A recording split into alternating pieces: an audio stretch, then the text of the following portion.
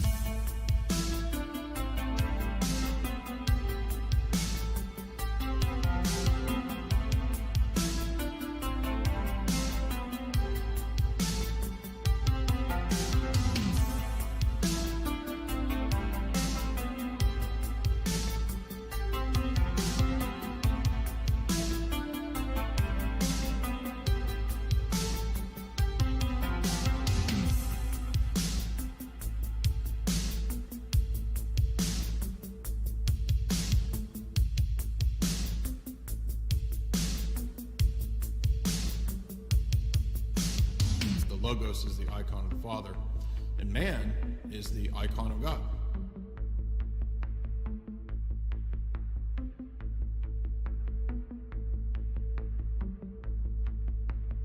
We are the image of God. Dyer wave 3.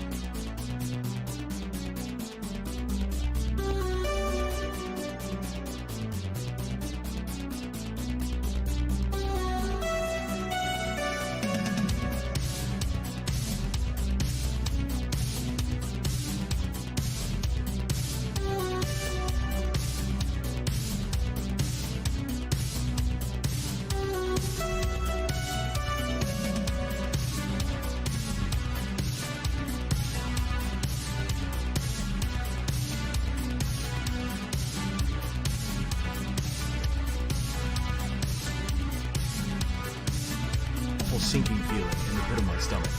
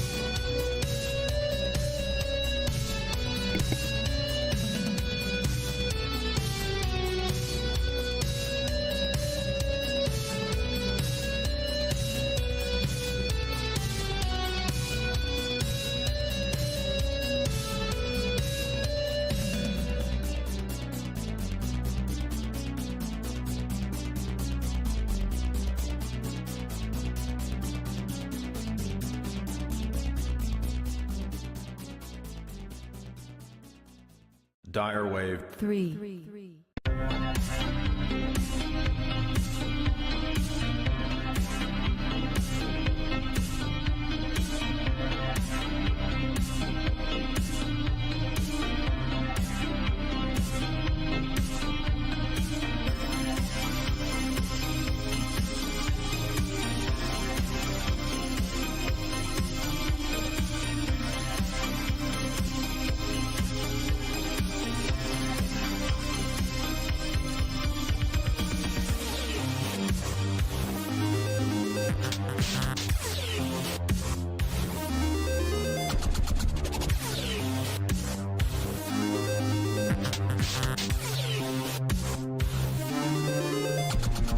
The arts reflect the soul, the spirit of a people. Architecture reflects the soul, the spirit of a people. Yo, how's it going? How's it going? I see you out there being naughty. Welcome, everybody. It is Jay Dyer of Jay's Analysis. Remember the old intro? Welcome to Esoteric Hollywood. I don't remember how it went. It was something like, watch movies with new eyes as we enter into Esoteric Hollywood. Hope you had a good Sunday. Psych! I didn't. Future shocks, baby. Do you know what a future shock is? That's where ChatGPT tickles your fancies. That's where ChatGPT becomes your girlfriend. Foxtrot. If you saw my song the other day that was too spicy. So, what are we talking about? Well, I have a theory. Today we're going to theorize. Most of the time we got straight facts. And for the first bit here, it's going to be spitting straight facts. But I will do a little bit of theorizing. And that will be in relation to what I think they may be trying to do. We talked about this a little bit on Boiler Room the other day. And we got into this a little bit on Lord Voldemort last time we were on. And Slow Boy put some videos up that I noticed, hey, actually that kind of vindicates what I was talking about. And then somebody noticed that there was these Twitchers. I don't mean those kind of Twitchers. I mean people on Twitch that seemingly out of nowhere were suddenly popular. And then I started thinking, well, yeah, I've kind of been noticing this. And then somebody on Twitter posted about this saying the reason that these unheard of, unknown people are suddenly popular is because the internet was a damn fake since 2016. What? Everything fake and gray, which that was when I made my video talking about everything being fake and gray. It was around 2016, 2017. Who knew? I was actually probing the depths of metaphysics itself. Not really, but I did make my video saying everything is fake and gay. Not literally everything is fake and gay, but Some people thought that was literal. They thought I was saying everything, space, planets, everything's fake, dude. Everything is fake and gay. Could you imagine how could all the planets be gay? This whole planet's already gay. We don't need all gay planets. Right? Jupiter, Uranus. How could they all be gay? They kind of sound gay. Uranus sound a little, you know. Pluto doesn't sound gay. Plus, he been downgraded. He ain't even a planet no more. Who else? Uranus, totally gay. Jupiter. Yeah, Jupiter, that's gay. Venus, yeah, that's not a stripper. That's a gay dude's name. Venus, definitely gay. Mars, bisexual.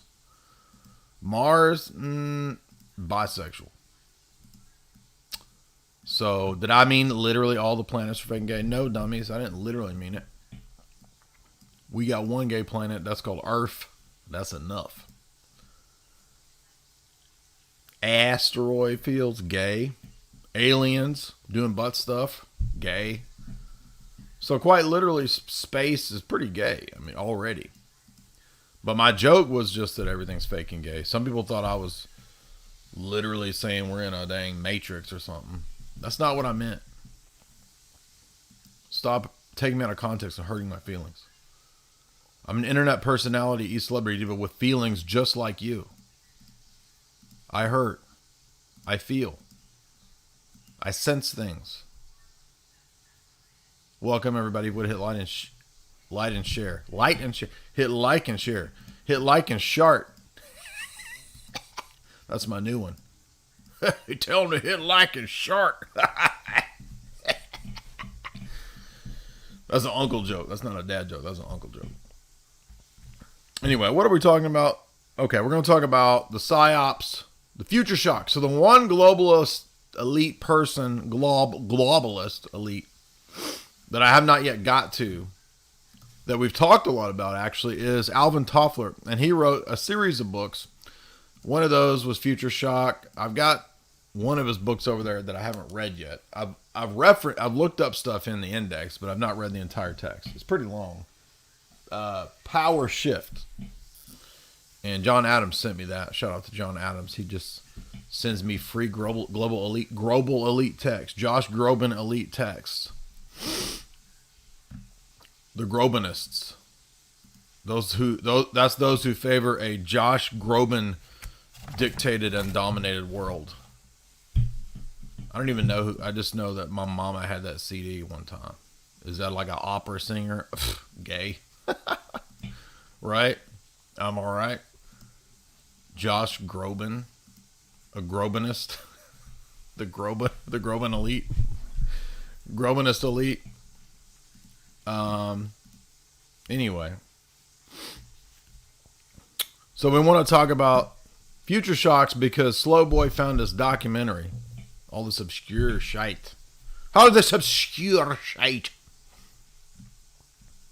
And I want to talk about how it might tie into CyberPolygon, which is not a theory, but it's a fact. But I'm pasting the information together into a pastiche of possible prognostication and prophetic. I'm trying to think of another alliteration. Prophetic prestidigitation, portending preemptive postmodern pablum, prompting power outages. Oh, okay, whatever. So we're going to look at a series of videos here that don't immediately seem to connect, but they actually all do connect. And so I'm going to paste them together with my conspiracy theorist corkboard and my strings and my pentax. And I'm going to weave an amazing narrative for you. We're going to look at future shocks. So they actually made a documentary which I've not seen yet. So we're going to watch it together from the Toffler text, and it has Orson Welles in it. And we may not watch the whole thing. We're gonna watch and see what comes up in there. We're gonna talk about CyberPolygon. Then we're gonna talk about ChatGPT, and how that's a PsyOp, and then the Matrix and how all of this fits together with dead internet theory, which is what the person on Twitter was talking about. To circle back.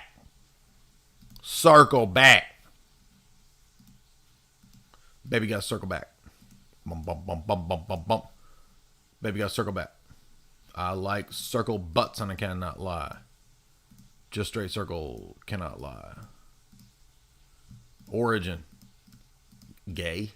Origin likes spherical circle butts. Get it? Because Origin thought everybody was a sphere. That's the perfect form, is a sphere. Origin cut off his balls. Gay. Everything is fake and gay. Remember that song? How come that one didn't take off? I thought that was a hit. Yeah, gay internet theory. That's the internet where you and your dad run shit. I just busted on your dad.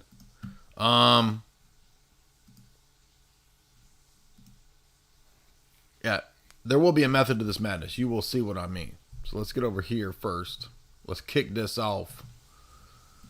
Now, you can support the show via the Streamlabs Super Chat function. And there were a couple Streamlabs that I didn't get to Super Chats last time. I'll hit those up in a minute. So let's kick it off with the hard stuff first, with this lengthy documentary with Orson Welles looking like Ron Swanson over here. Achieved a degree of sophistication beyond our wildest dreams, but this technology has exacted a pretty heavy price. We live in an age of anxiety, a time of stress, and with all our sophistication, we are in fact the victims of our own technological strength. We are the victims of shock, of future shock.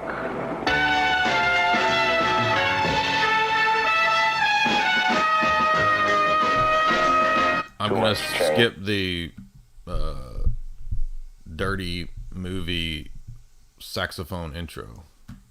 Simply pretty devastating.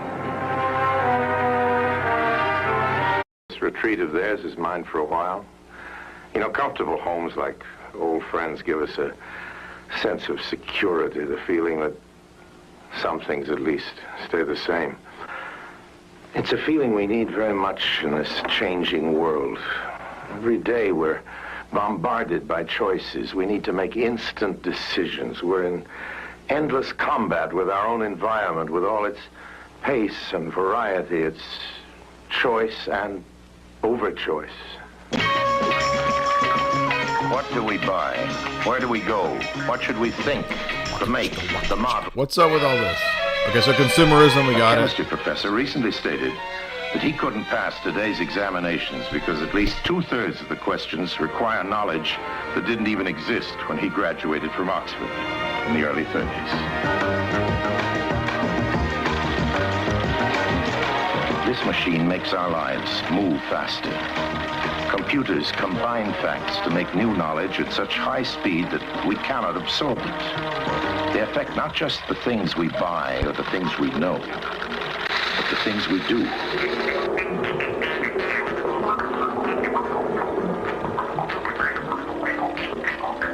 In the past, art was created for permanence. Today, instant art, fast, computer created. Interesting. So AI computer art mentioned first and foremost at the beginning of the documentary from 1972. And this is, they've already been talking about consumerism and how this is kind of a control mechanism. So pretty prescient. Again, the purpose of this is showing that the future is scripted. The future is planned out. Doesn't mean that people planning our technocratic future are infallible or divine, but it's demonstrating that the world that we are entering into didn't just organically, randomly come about. It was planned. Combinations which are changeable and for the moment, beautiful.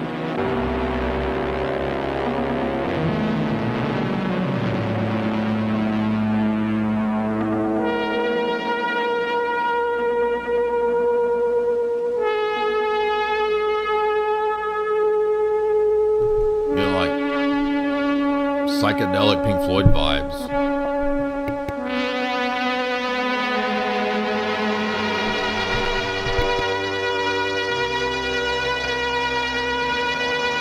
Us know of no other world. Today's little girl is learning a fundamental lesson. Man's relationship to things is increasingly temporary. Miss, can I get a new doll? You want to trade her in? Yes. Okay, I think we can give you $1 on that. Okay. Do you know which doll you want? She says, Mama. It's a Jamie doll. People were asking for impressions, and there's this doll. Jamie's in there laughing. She said, when you impersonate me, it sounds like a little woodland creature, cartoon woodland creature. What's Jamie sound like? It sounds like this. She says, Mama.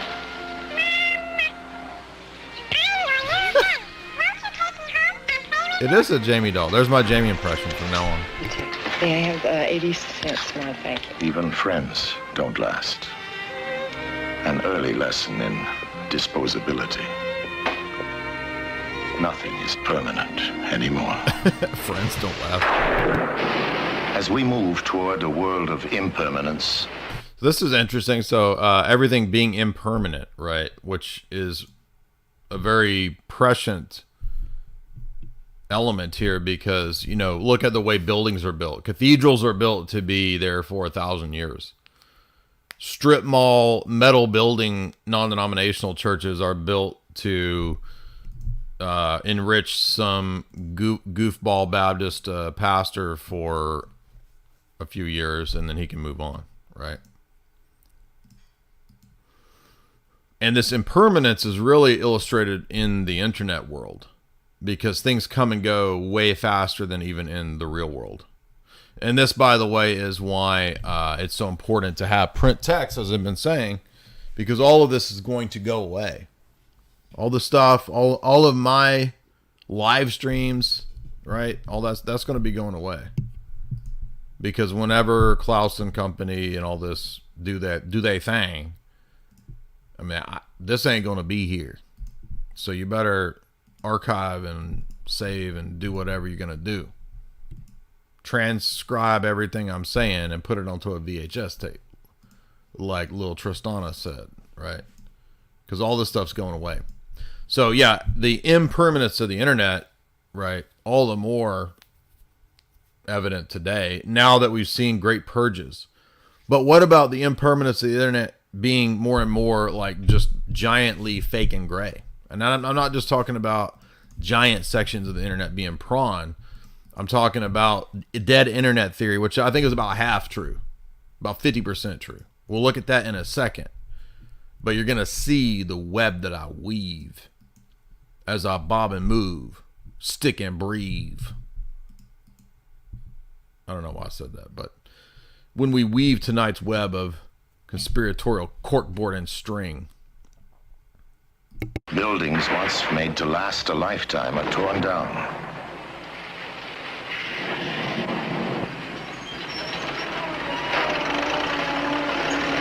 What is built must be easily dismantled, moved, adapted to momentary needs. Temporary structures for an impermanent way of life. Symbols of a transient society.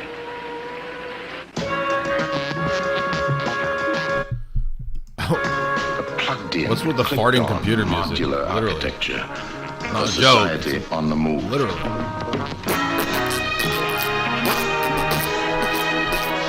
Every year, some 36 million Americans strip their homes and move on, tearing apart communities. Now, this is something that they talked about quite a bit, which was migration. I'm not just talking about birds, but migration in terms of not just foreign individuals, but everybody having to constantly move and migrate. So you are deracinated, or you're let loose. You're not hinged to any place such that you can entrench yourself and build a legacy, right? Because everybody now has to move 20 times, work 50 different jobs, right? Jobs in order to make a living. And that's because the world that we're living in now is structured that way. The Rand Corporation set up modern American society to be this way. And that's in the Rand Corporation book by Alex Abaya. So if you don't like the consumerist American system, Alex Abaya says you can thank or blame the Rand Corporation because they designed it this way out of the Cold War. His families and individuals. Rootless bug man. That's what I'm talking about. Rootless eat the bug man. Creating future shock. This is the last time I'll move ever. Moving on, but where are we going? Nomads without knowing what's ahead. Moving on to a bug-eating future. Sounds like the old man in church, right? I'm John Dacre. You're in love. Step into the water. Wade out a little bit deeper. Did you ever go to Baptist church? I grew up in Baptist church. The old man that gives you the little pieces of candy sings that way. Right? Washed in blood. That was pretty good, actually.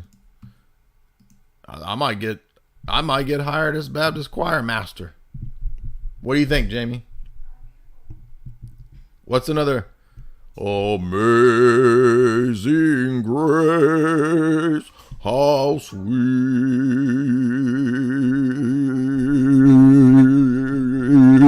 the sound. That's how it be. And I'm not even talking. I'm talking about white person Baptist church.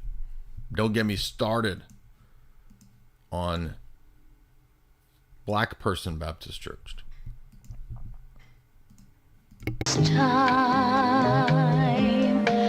Directory is rewritten every day in an effort to keep track of the mobile society.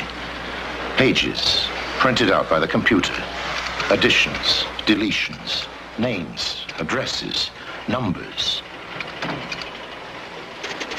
The rate of change reflecting the fact that where we live means less and less as we breed a new race of nomads. Few suspect how massive, widespread, and uprooting these might. This was also discussed in the Jacques Attali book, wasn't it? Yes, Brief History of the Future noted the fact that the nomadic devices would make us into rootless consumers who would not have any ability to, again, build a legacy and get your claws in the dirt, build a family tree. Are. Travelers to places never seen.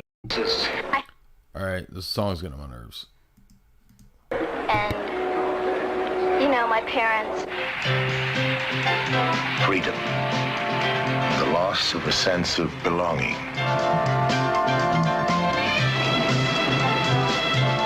On the coast of Spain.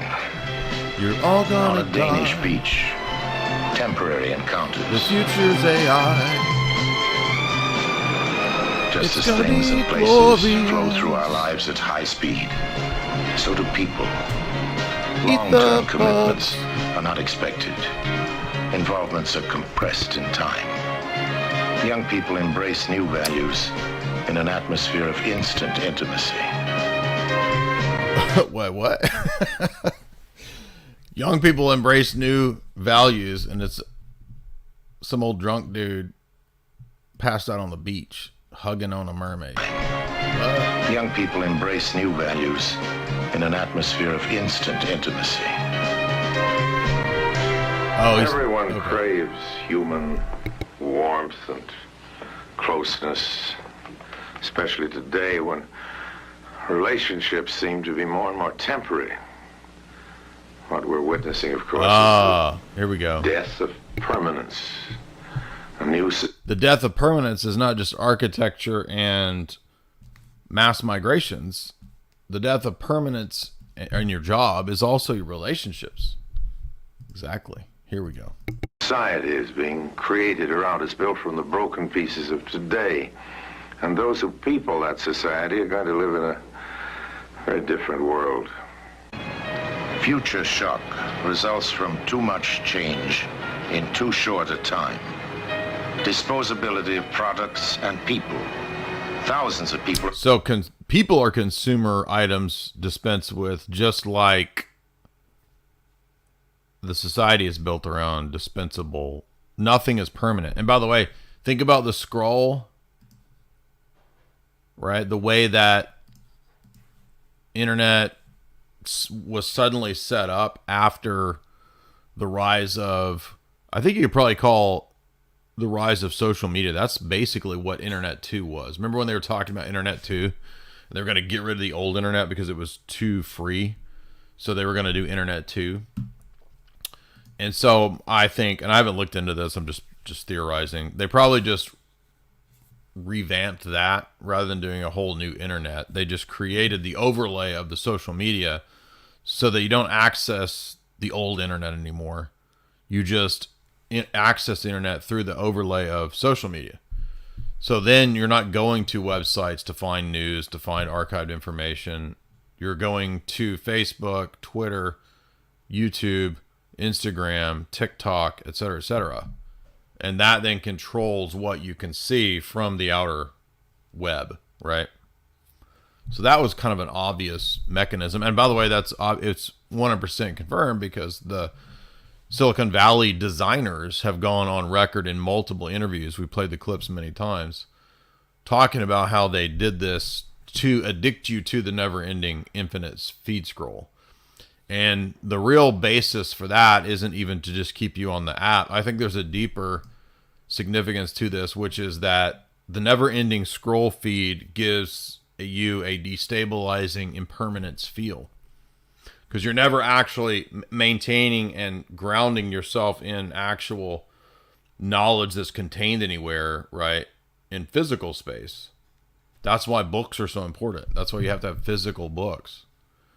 Because the stuff that but I've got a saved tab list of 500 articles that I've enjoyed for the last 10 years. Yeah, and then like all that's gone all of a sudden. And it's not just gone. It might even get crazier that the internet that you access on your phone might actually be different eventually than the actual internet on a laptop or a PC. So we'll look at that in a minute, how that might be a possibility too, that the internet's going to be gradually altered and changed, and perhaps even in this live stream's theorizing, destroyed. Now, I don't mean destroyed like they'll totally get rid of the internet. No, the existing internet gets blowed up and destroyed from within to force everybody onto the next type of internet. That's what I'm trying to say. And that is what some of these videos are going to look at here in a moment. But let's finish here with portly Orson Welles, who, by the way, did you know Orson Welles was for a time considered as a suspect in the Black Dahlia case? Interesting. I'm not alleging that he did anything. I just think that's interesting. Are alive today only because they carry inside them electronic devices, plastic parts, transplanted organs. This man, this old man is made of plastic. What is he talking about? Plastic devices inside of people. Let's see. Let's go back. In too short a time. Disposability of products and people. Thousands of people are alive today only because they carry inside them electronic devices. Oh, he's talking about like plastic pacemakers. Parts, transplanted organs. On October 26, 1968, Carl Schaefer had 8 hours to live. A heart transplant extended his life, and he symbolizes the era of the disposable body. Dr. Samuel Kuntz, eminent among transplant researchers and surgeons. To show you the progress that has been made in transplantation, in 1962, I was involved with a transplant program, and the one-year success rate was about 20%, using living-related donors. 4 years ago, the success rate had increased to about 70%. And at the present time, using living-related donors in kidney transplantation, the success rate is virtually 90%. There is an alternative, however, and that is the use of artificial organs. And kidney... So artificial organs, right, artificial medical devices or whatever, they're basically hinting at this leading to the development of, I guess, a kind of transhumanism, is I assume where this is going. Transplantation, to a large extent, is made possible by the use of the artificial kidney. And I'm sure that an artificial heart will be developed. Dr. Kuntz. Like Victor Kumpf. Dr. Kumpf. Dr. Kuntz.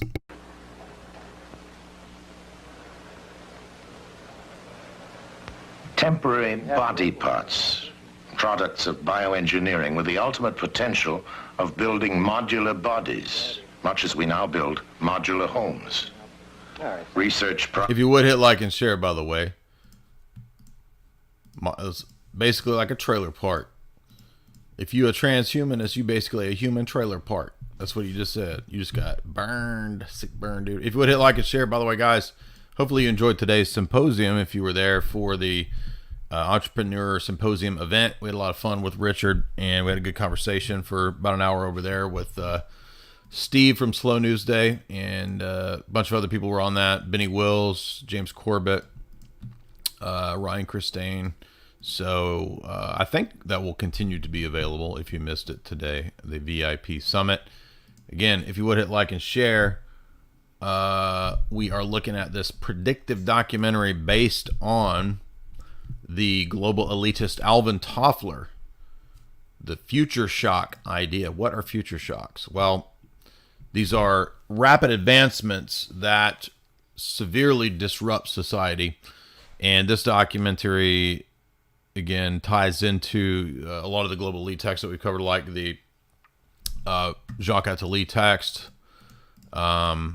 Brief History of the Future. It also, by the way, ties into the forgotten and overlooked NATO PsyOp document that we've covered, right? The cognitive warfare document.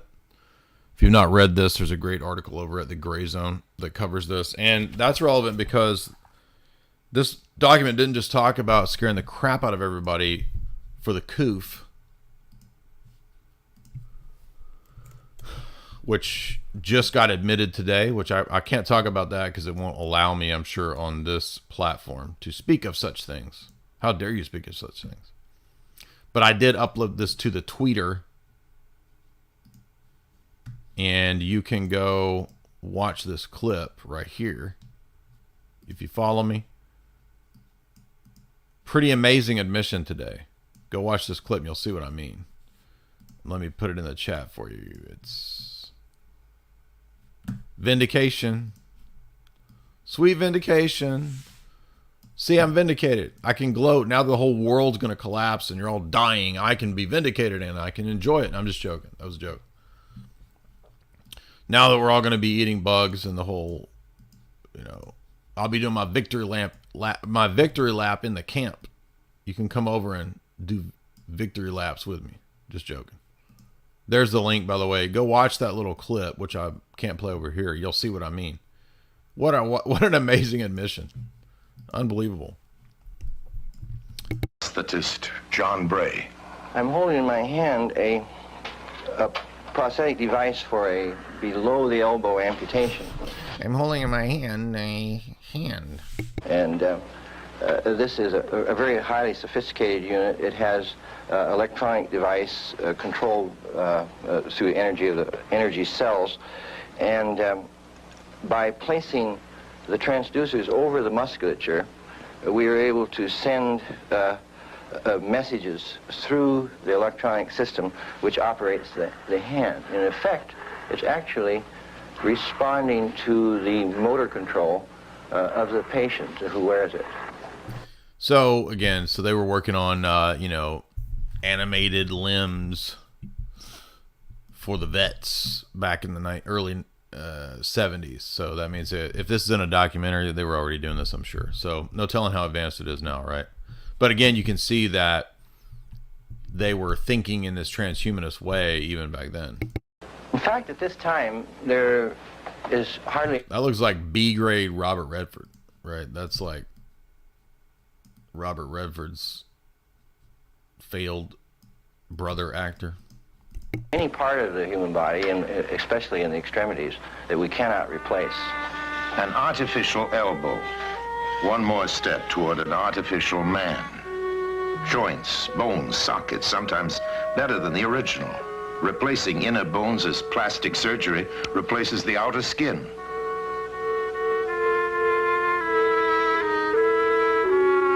All stepping stones toward the temporary person. On March 17th, 1969, Mrs. Verlin Cobb, at age 53, was prematurely wrinkled and weathered. Oh, I remember. She had your mom's disease. She had a bad case of your mom's disease. Burn. On that day, she underwent rejuvenation surgery under plastic surgeon Dr. Kurt Wagner. Even faces are temporary. I really can't imagine what I'm going to look like. And this is interesting because, and I'm not trying to be weird, act like all plastic surgery is wrong or bad. I'm not saying that. It's not that big of a deal. But the implementation and obsession and advancements in all this and this whole domain, especially given the whole idea in recent years that, you know, we can all be Bruce Genders, it's obvious to me that this ties into the transhumanist element, which is what this documentary is basically loosely connecting, right? Because I've been told that I will look a lot different, that I won't have the wrinkles, and I will look at least 15 years younger. And as far as I'm concerned, 10 years, be thrilled. It's hard to realize that I have got the different face. It's very... That's the Madonna treatment. Like, your different face is not that different from the other face, except that you got some weird makeup on. That, by the way, Madonna has a plastic face she wears. That's why she looks so weird. I do realize, because, you know, it's only been 12 weeks. But it's still, when I make up or I go dress up and I'm walking down the street, I walk with my head up high. Franz, how are you doing? Even more dramatic changes in the body. Skin color. Dr. William Epstein's work, development of behavior machines. This looks rather as though it was a child's toy, and I suppose it might be, but in fact it's rather a serious model of my ideas of behavior. And like it behaves in a complex way, with all kinds of behavior modes, only having... I call it a Roomba. You see, I've invented a useless Roomba. It really just cleans in a circle and doesn't really do anything at all. It's literally like a retarded Roomba. Compared with our 10 billion in our brains, but its behavior is surprisingly complex. Now, canine. See it hesitating a moment, and then avoiding that obstacle, and finding its way slowly and by a rather devious path right into its hutch down here. And so, rather like us, it has a sense of priorities, although it's such a very simple toy, but not really just a toy, a model of behavior. Oh, so you are a little human toy that needs to get in the evil doctor's hutch, right? That's basically what he's saying, right? So behavior manipulation, right? Behaviorism, Skinner box stuff, operant conditioning, right? That's what underlies all of the cybernetics dorks like Norbert Wiener and this guy, Professor whatever his name was. They view the human being like a cybernetic feedback loop. And so you just alter the inputs to alter the output. Does that make sense? That's why John C. Lilly calls us the human biocomputer or whatever, right? The meat computer. Descendants of creatures like those of Dr. Walter.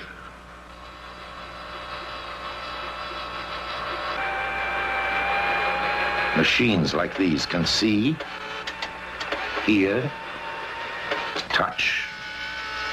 It is a giant Roomba. This is Roomba's granddaddy right here.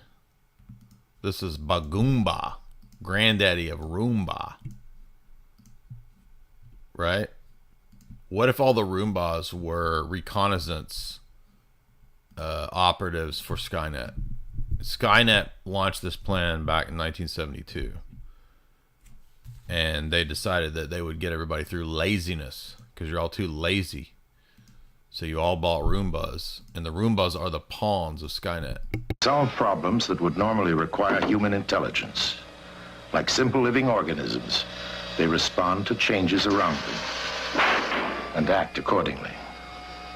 Told you, yeah, so the human being is like the bot, right? And by the way, that's in all of the literature from the all the guys out of MIT that created cybernetics, like Norbert Wiener. That's exactly how they speak. By the way, the Annie Jacobson History of DARPA book says the exact same thing too. Which we've lectured through all these books, by the way. One day, duplicate man, his form, his body, his actions and reactions.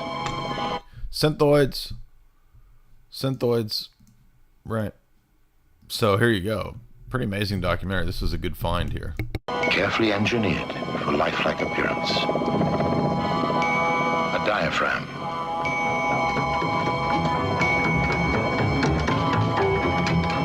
A chest. A simulated breathing human being.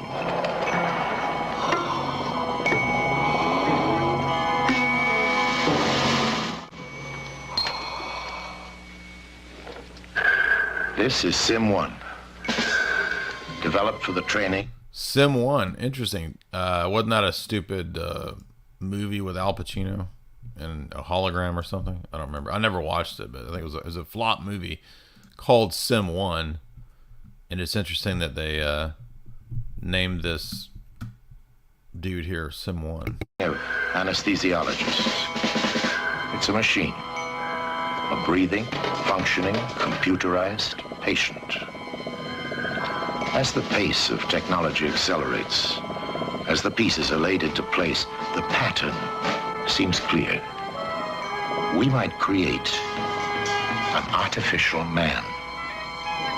As work proceeds on the brain, it may someday be possible to combine all the elements into a lifelike duplication of flesh and blood.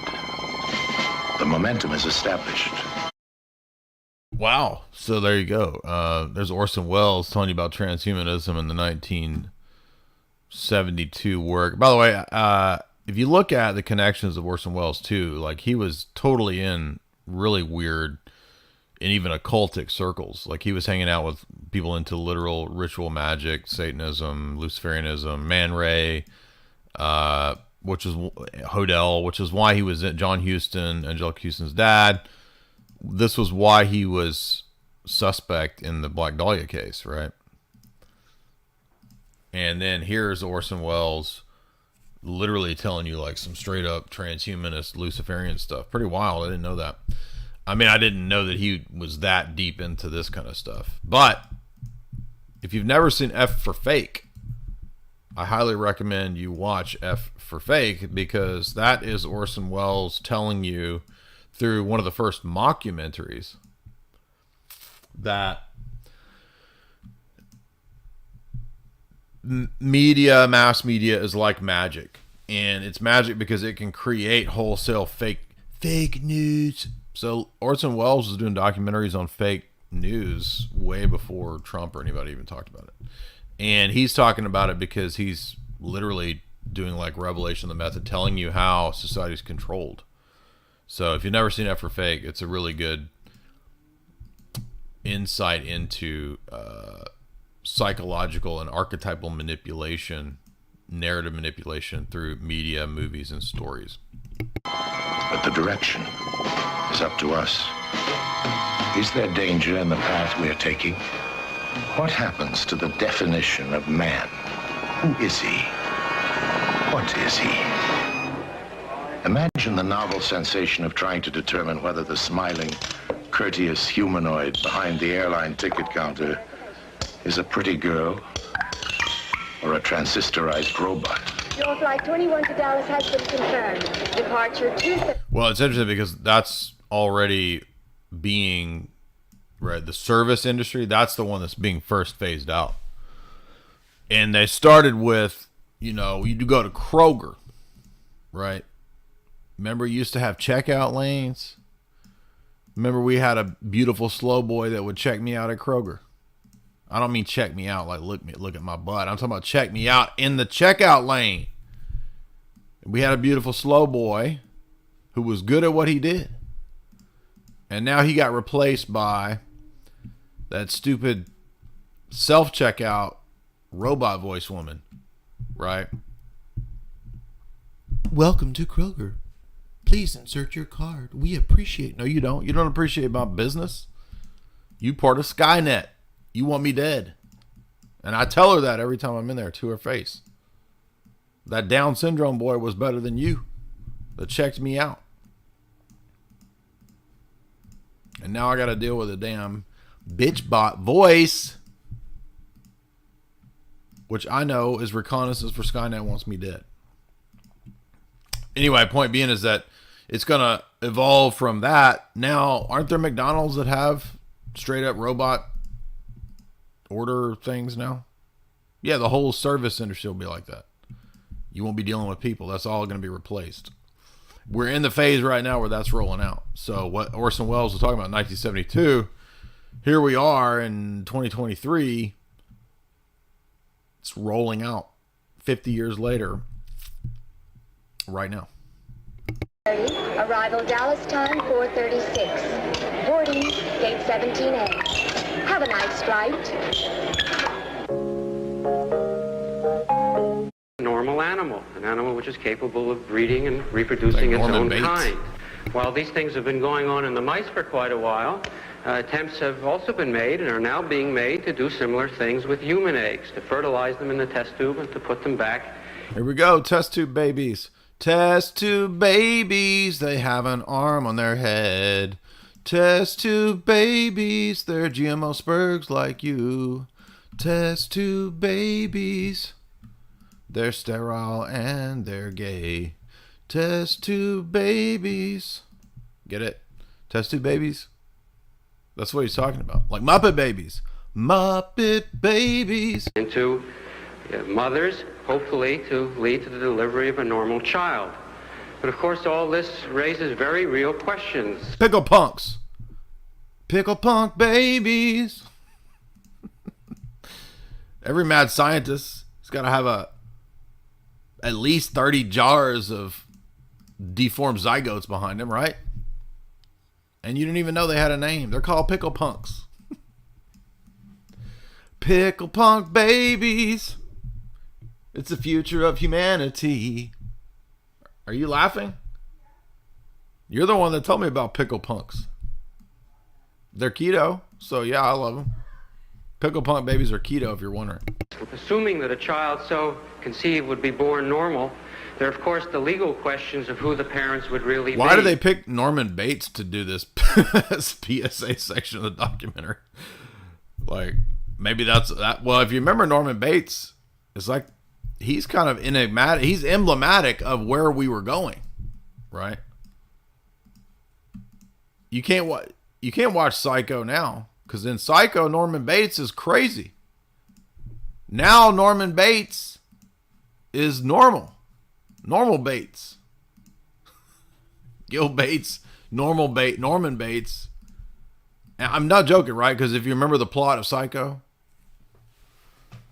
he's also, like, he's Norman Bates, this incel spurg dude, but he's also Mama Bates, right? He identifies as his mom. Who knew that Psycho was literal, dude? The future you're going into is literal Psycho. I don't think it's that Anthony Perkins. It just looks like him. But as far as I'm concerned, the overriding question is whether we as... I identify as my mom, and you can't stop me. I am my mom. When is somebody... I want to see that. That's the next level. I identify as my mom.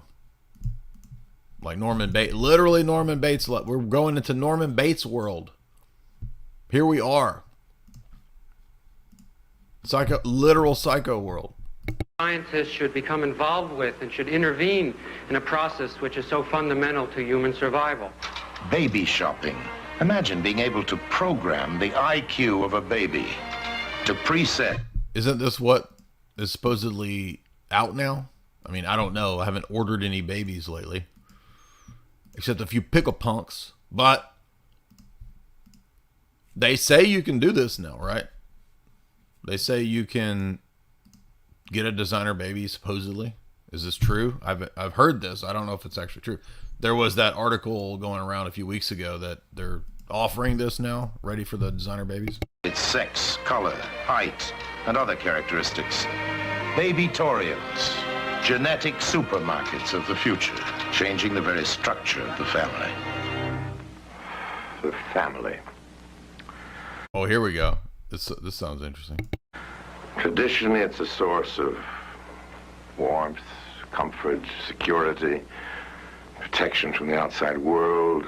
But like most other traditions and institutions, the family is changing. First thing is the marriage, I think. But you don't think so. What's important to keep a marriage is to be able to pay the bills to take some of the pressures off. No. But the point is, the point is you're sick. And you're neurotic. In our society... Was this black chick married to Christopher from The Sopranos? I could have told you that was a doomed relationship from the get-go. Marriage is ideally based on love. It is expected that two people will grow together, change together, and complement each other. It's the voice of Christopher from The Sopranos with the head of any 1970s British rock band. Till death do them part. The likelihood that two people will grow and develop at the same rate becomes more and more remote, for rapid change places a heavy burden on the fragile thread of love.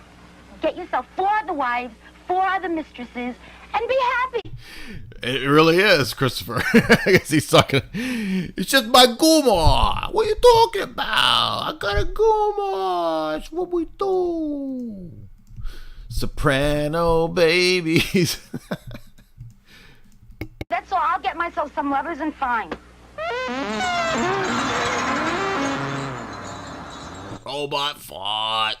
Let's transition with a robot fart. That'd be great. So I guess it's understandable that... Do you think that was Orson Welles' idea in this documentary? I'd like to transition with a nice, juicy robot fart. Yes, that's our transition. The institution of marriage itself is taking on new forms. A woman's face rarely reveals all the changes in her life. Recently, this woman made a controversial choice. She now lives with 3 men and 2 women in a group marriage. I feel living in a polyamory, which is now mass promoted. Interesting. Another alternative lifestyles. That was in there's a section in Toffler's book on that. I remember that now. I looked that up. Toffler was talking about vegetarianism, veganism, the promotion of anarcho movements together, politically speaking, with the alterations in diet. And he said, get this, couple those things with the polyamorous change in families. So in other words, it's an attack on family, literally. marriage situation that you are... Techno babies, they have no penises either. Techno babies, they look like Ken dolls down there, right? Techno babies. That's where we're going. Test tube babies. Do you want a test tube baby? You want a pickle punk? My son is a pickle punk. From punk music to pickle punk children.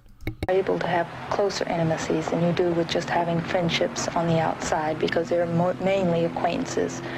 The concept of group marriage is an example of change in society's institutions. It is a result of loneliness in a world of ever more temporary relationships. And as the speed of technological change increases throughout the world, so too will experimentation with new families. So, does everybody understand this is demonstrating that the future is planned? It's not just random events one after another. Am I married? Somebody's asking in the chat, am I married? Have you seen the song about my marriage? I'm married to a Funko Pop. Ooh, we got married coitus in a Subway shop. Yes, I'm married to my Funko Pop. Dummy. Go look up the song about my marriage. And how dare you not know? How dare you come to this chat and not know? I'm married to my Funko Pop. It's a hit single, dummy. Just kidding, you're not dummy. I'm glad you're here. Even though it is kind of dumb to not know what my hits are. If you're going to come to my chat, you better know that hits backlog, bro. Right, like this.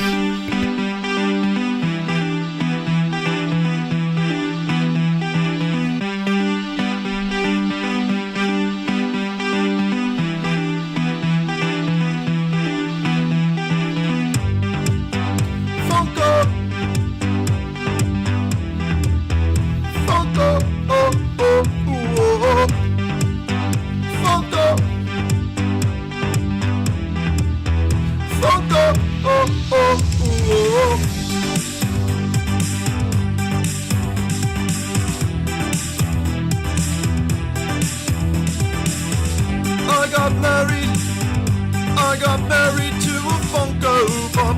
Ooh. We got wedded, conjoined in a Subway shop. Ooh. So does that answer your question? Is Jay married? I am in a polyamorous relationship with all of my 3,000 Funko Pops. Does that answer your little question?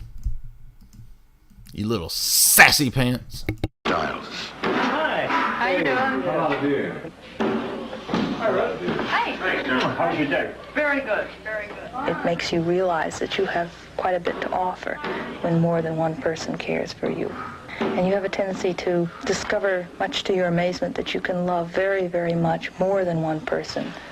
Not equally, but in different ways. But you can really learn to care for other people. There are thousands of homes like this in every part of the United States where couples are sharing their lives. Unfortunately, they have to be surreptitious about it.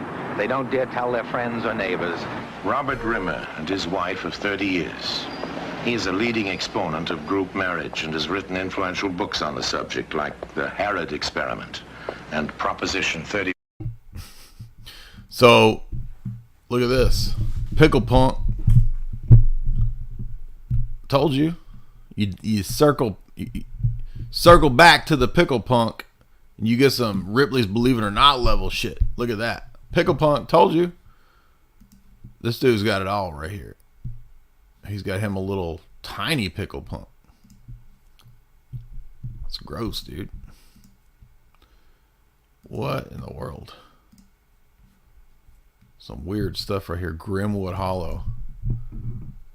I created for my side project for oddities. That's definitely oddity. Yeah, so that's a Pickle Punk. There you go. What? I have suggested group marriages is under the name corporate marriage, and I think what would happen if there was a legal form of group marriage or even bigamous marriage available, many people would immediately attempt it. A middle-class neighborhood in suburbia, USA. It could be anywhere. Germany, England. So you understand that this documentary is literally telling you how the future would be restructured according to the technocratic plan. And now it's even showing you that it's the complete revolution of every area of life. It's not just jobs, tracking and tracing. The government's invading my privacy. It's the corporate elite that want to rewrite your DNA, dude. Like Klaus said, we will change our DNA. We're going to change what it is to be human. It's a commune. 23 people, married and single. A different kind of family. Well, it was a hassle. I've been electrical engineer, ex-technical writer. I've been married several times. I had a family, houses. It got to be a drag. I like it much better here. This is, for me, a great way to live, relating to people. It's a family. It's much. Sounds like every damn cult right here, dude, right? Every cult's like this right here. Better way than what I've been into for the last 15 years. On mountaintops, in deserts, in sparsely populated areas around the world, young people seek escape from the hectic overstimulation of a high-speed society, forming primitive communes like this.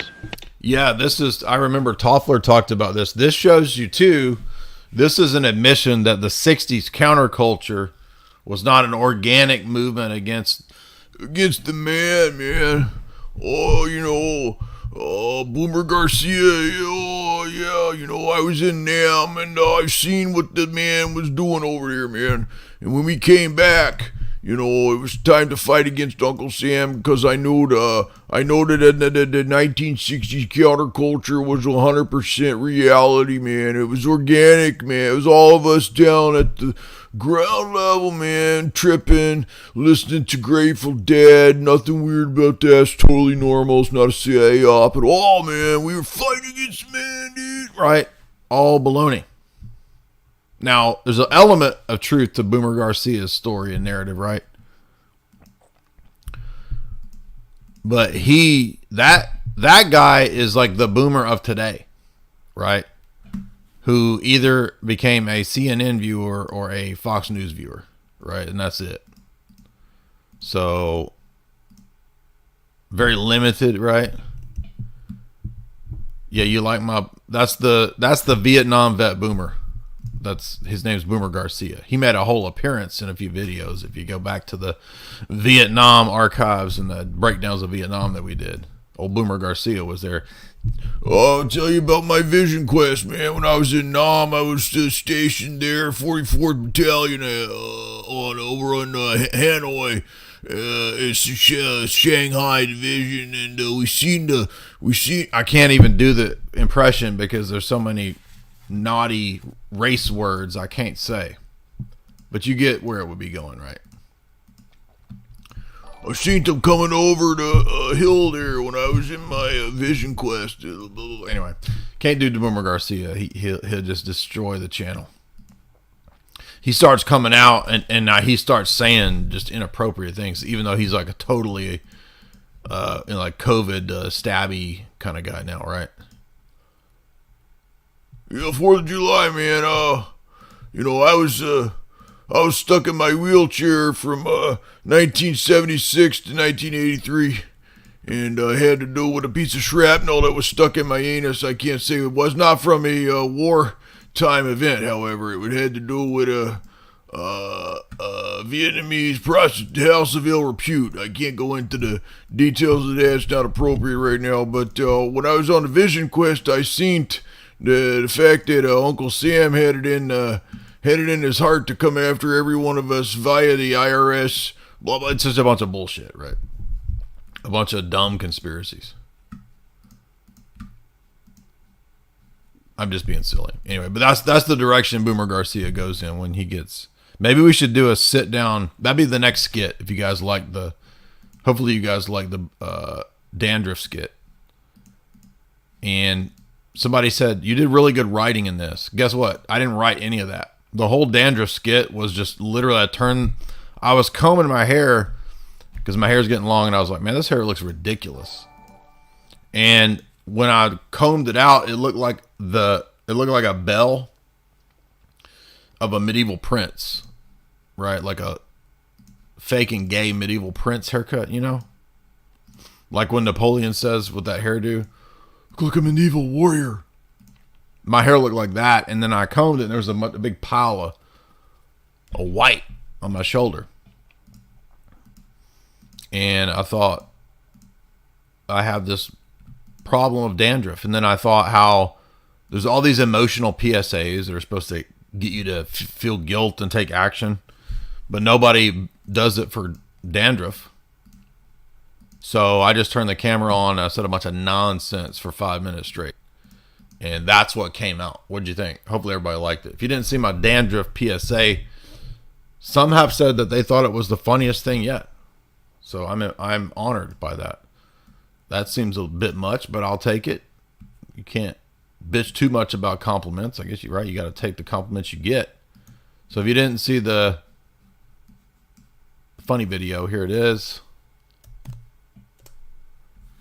It's all fun and games until somebody gets dandruffed on, right? I thought it would be funny, the idea of, instead of teabagging, you know, the 2008 thing from Halo where you teabag, what if instead of doing that you would just shake out a bunch of dandruff on your victims? I don't know, it just all came to me. I thought that sounded funny. And then everybody's trying to decode it. What does this mean? Why would he post this? What does this mean? And I guess there's just a lot of new people. It's like 2 or 3. You always get those 2 or 3 dudes. Thank you for posting this. Now I know to unsubscribe. Thank you. I don't want you here. Please unsubscribe. We've been doing, the first things I ever loaded were ridiculous videos. So I'm sorry, it's not going away. It's never going away. In fact, I might just get more and more ridiculous by the day. I'm taking ridiculous pills over here. I don't sell dick pills. I sell ridic pills. Literally. Chalk.com. Use the promo code J50 to get 50% off the most ridic pills out there. Look at this. See this right here? Chalk.com. Go over there right now. That's She Legit. That gives you mental clarity and focus. All you slow boys out there, you need this She Legit to get mental focus and clarity. It'll help you read. I'm not joking. Now you got to know how to read, and you got to have the discipline to do it. And then the She Legit will help with that. Also, I write books. Go read these awesome books I've written. I think I'm going to do my next book on the writings of the elite. It's really timely, isn't it? That needs to be the next book. Just do the geopolitics book. Because I want to write a book on espionage, but nobody will read that. Because nobody understands why that even matters, and they don't care. They spy stories are cool because it's like James Bond or whatever. No, it's not. Spy stories are human compromise and destroying lives, and it's degenerate, horrible, organized crime figures. That's what the spy world really is. It's not James Bond. It's not macking on chicks. Ooh, yeah, cool. Assassin. It's not what it is. Do you know what a confidential informant is? Like a cop? That's the spy world, dude. That kind of stuff. Which is a huge puzzle piece to how the world runs.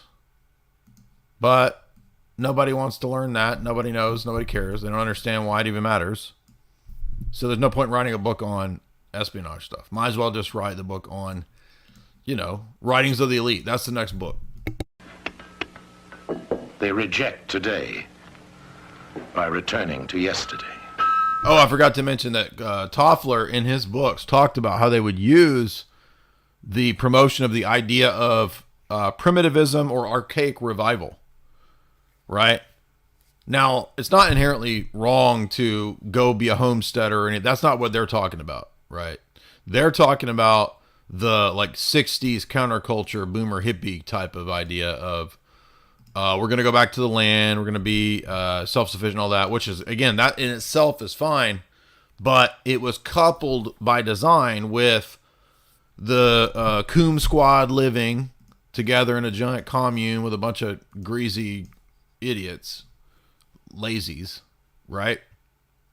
Some of the communes, the 60s, 70s, weird, which turned into a bunch of weird cults, turned into this stupid Jesus people stuff, which, by the way, ended up being a semi-CIA PsyOp, because a lot of the Jesus people ended up kind of morphing into the, what do you call it?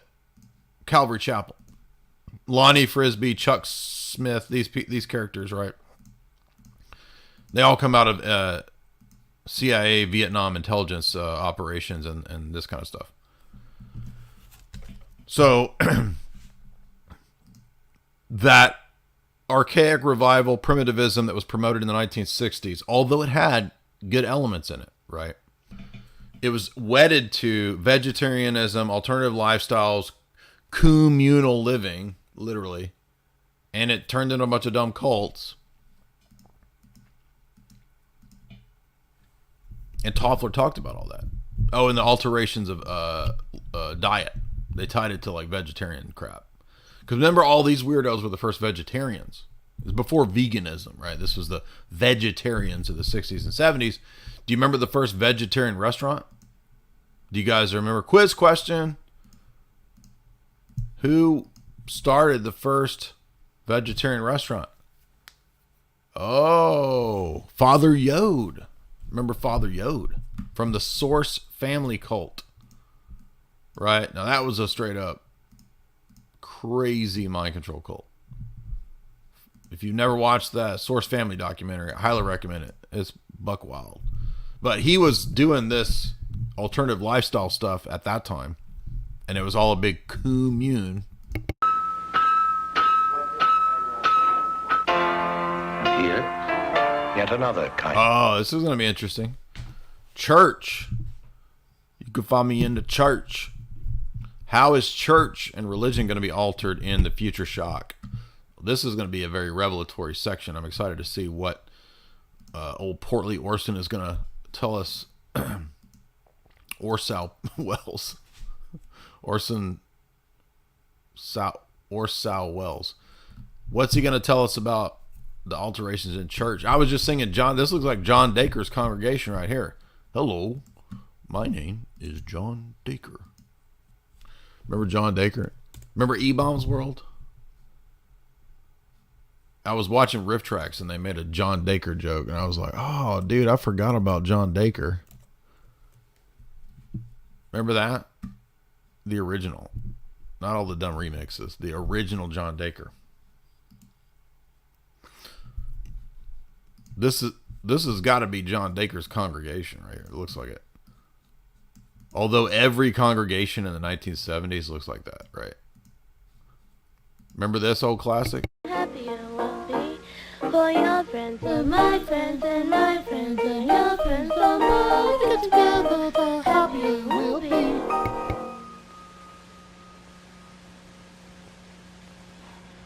This has been a nice time for me. I love this part. This year, I have made 55 years teaching in this.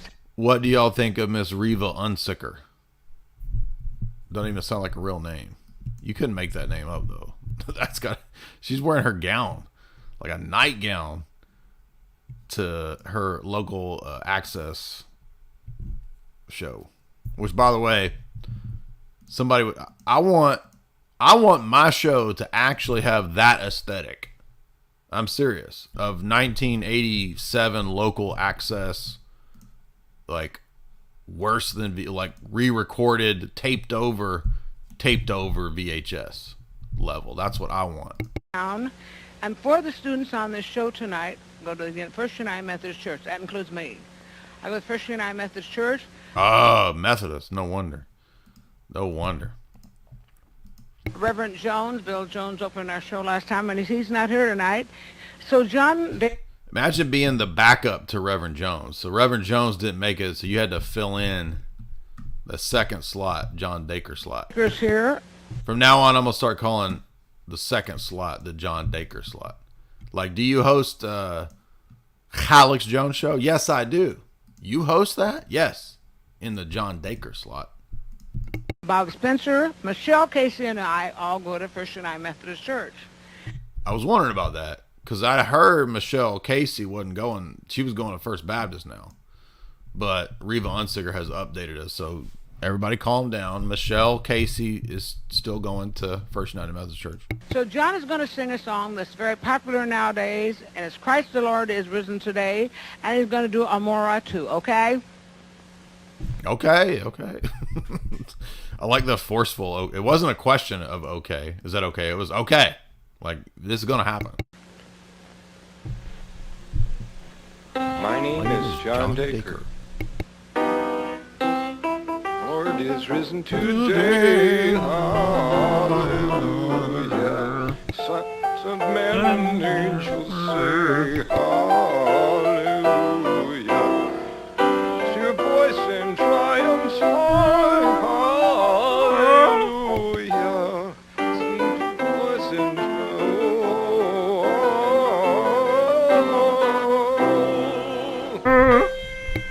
When the moon hits your eye like a big piece of pie, that's some more. Yep. The remix. Some more. Bells will ring, ting-a-ling-ling, ting-a-ling-ling. Tiggy amore. See, he's got that Baptist choir voice man baritone thing going I was talking about. Amore. There's a bell ring, more.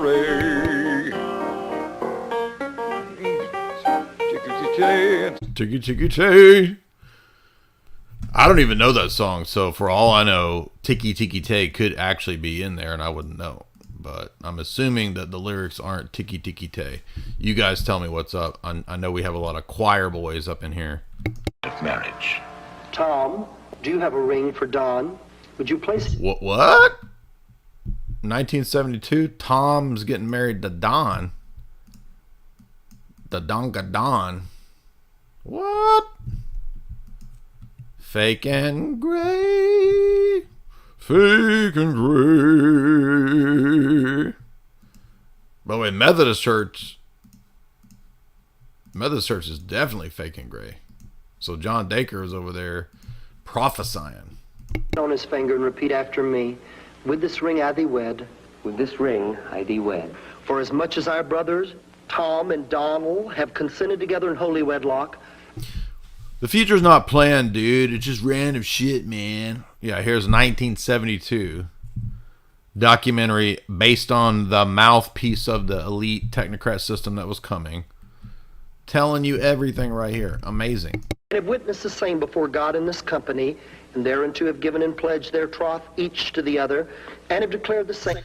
Betroth or a trough? Eric Ibarra's ears lit up over there. He heard the trough. Did he say trough? Where is it at? I might consider converting if they got a trough over there. By giving and receiving a ring, and by joining hands, I pronounce that they are married. Amen.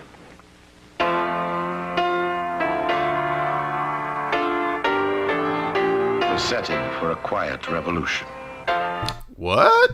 Did you hear that? Old Orson's telling us everything.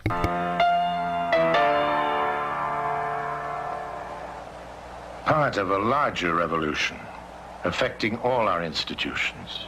Religion. Education. The factory-like school is under attack. Education is in the midst of revolution, and like most institutions, the result is change. As public institutions change, so do accepted standards. During the past 9 years, I've been a theater manager, and during the last 3 years, since the enactment of the motion picture rating system, we have found that X-rated films are very popular with our audience and very profitable to us. As a matter Prawn. We're going to skip this because sensitive YouTubes. Would soon develop clear that within a very few years, it will be possible to change memory processes in human beings through the use of drugs and electrical stimulation. MK Ultra right here, right? So that guy just said that we can change your memories, right? Let's look forward to a period, a number of years from now, perhaps when a person gets up in the morning and has to take the the drug to bring his IQ up to the appropriate level, slap on the... Nobody in this audience needs that drug. What's the fast boy audience, right? To bring your IQs up. What? By the way, he's talking about chalk right there. So if you're wondering what drug was being prophesied, it's not a drug.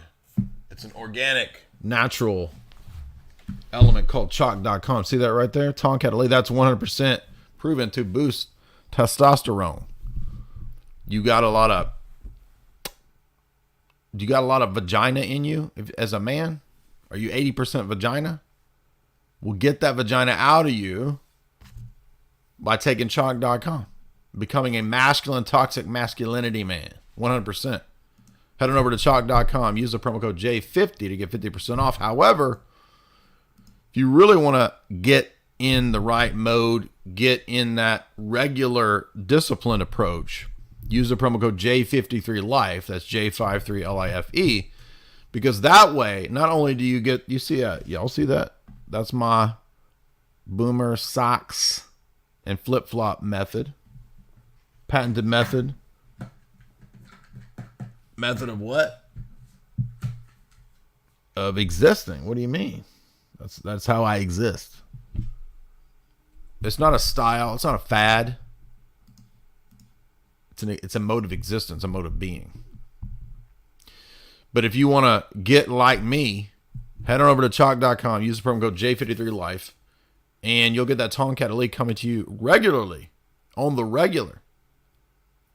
And that will up those toxic masculinity points, which you might be low in. You might have had, I don't know, 75% pussy in you. 22%. I don't know what it is. Get those levels down, guys, by taking that Tonkat elite and toxically masculinizing yourself. And ladies, if you got hormone problems, we got stuff like the Irish moss right here, right? Irish moss, that's great for helping ladies to balance their hormone imbalances. It just helps. It just helps. Head on over to chalk.com. Support the show via chalk.com.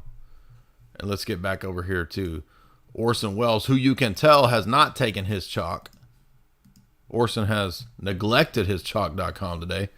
He was taking chocolate.com today. Look at that big old dude. Battery pack so that whenever he gets depressed, he can press a lever and turn on electrical stimulation, which delights him a little bit. And find then that which delights it's not just that what? He can do these things. It's that he likes to do it, right? So now so he's gonna prank shock his wife. Like, what's going? Like, I like to wake her up with this, which is enough to understand. What? But that he does do these things. You look like Charles Manson over there. What? Look at that Manson hair.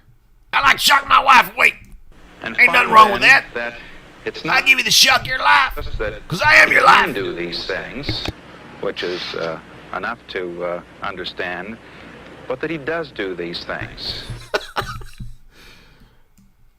I'm gonna start doing that to Jamie. I'm gonna take Jamie's got a taser. I'm gonna start tasing her when she wakes up. What in the world? Not that it's possible to gain control over intellectual functioning, but in fact that we. It's like the dude from the Kings of Convenience, doesn't it? Remember that guy? Have. And this person then, perhaps an entire society, will be seen as a victim of the success of biotechnology. Biotech, biosecurity, interesting. Also going to be very relevant for what we're going to talk about in a minute when we get to the next sections, tying all this together in our mad web of conspiratorial pablum. I just wanted to use that word pablum just to use it. Pablum. That is to say that he no longer can exercise the choice to take the drug or put on the battery pack or whatever, but he's lost that choice simply because of the subtle and pervasive increase in the tendency to use it. Technology and science, altering behavior, extending our control over mind and body.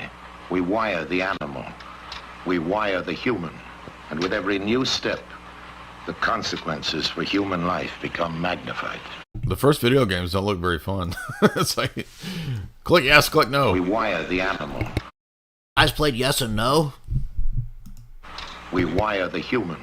And with every new step, the consequences for human life become magnified. The secret of Before Pong, there was yes and no. It's a very simple game. life itself, the DNA molecule. A genetic discovery that could give man the ability to create life to specifications. With it comes the power to change evolution itself. Never have we had such opportunity. So DNA, RNA manipulation now. Such awesome responsibility.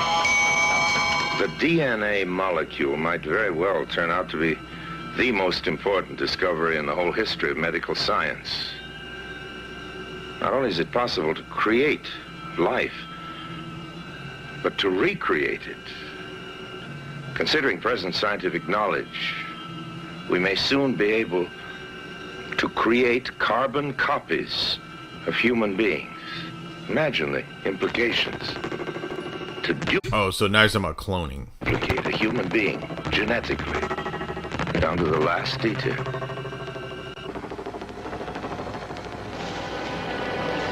Cryonics.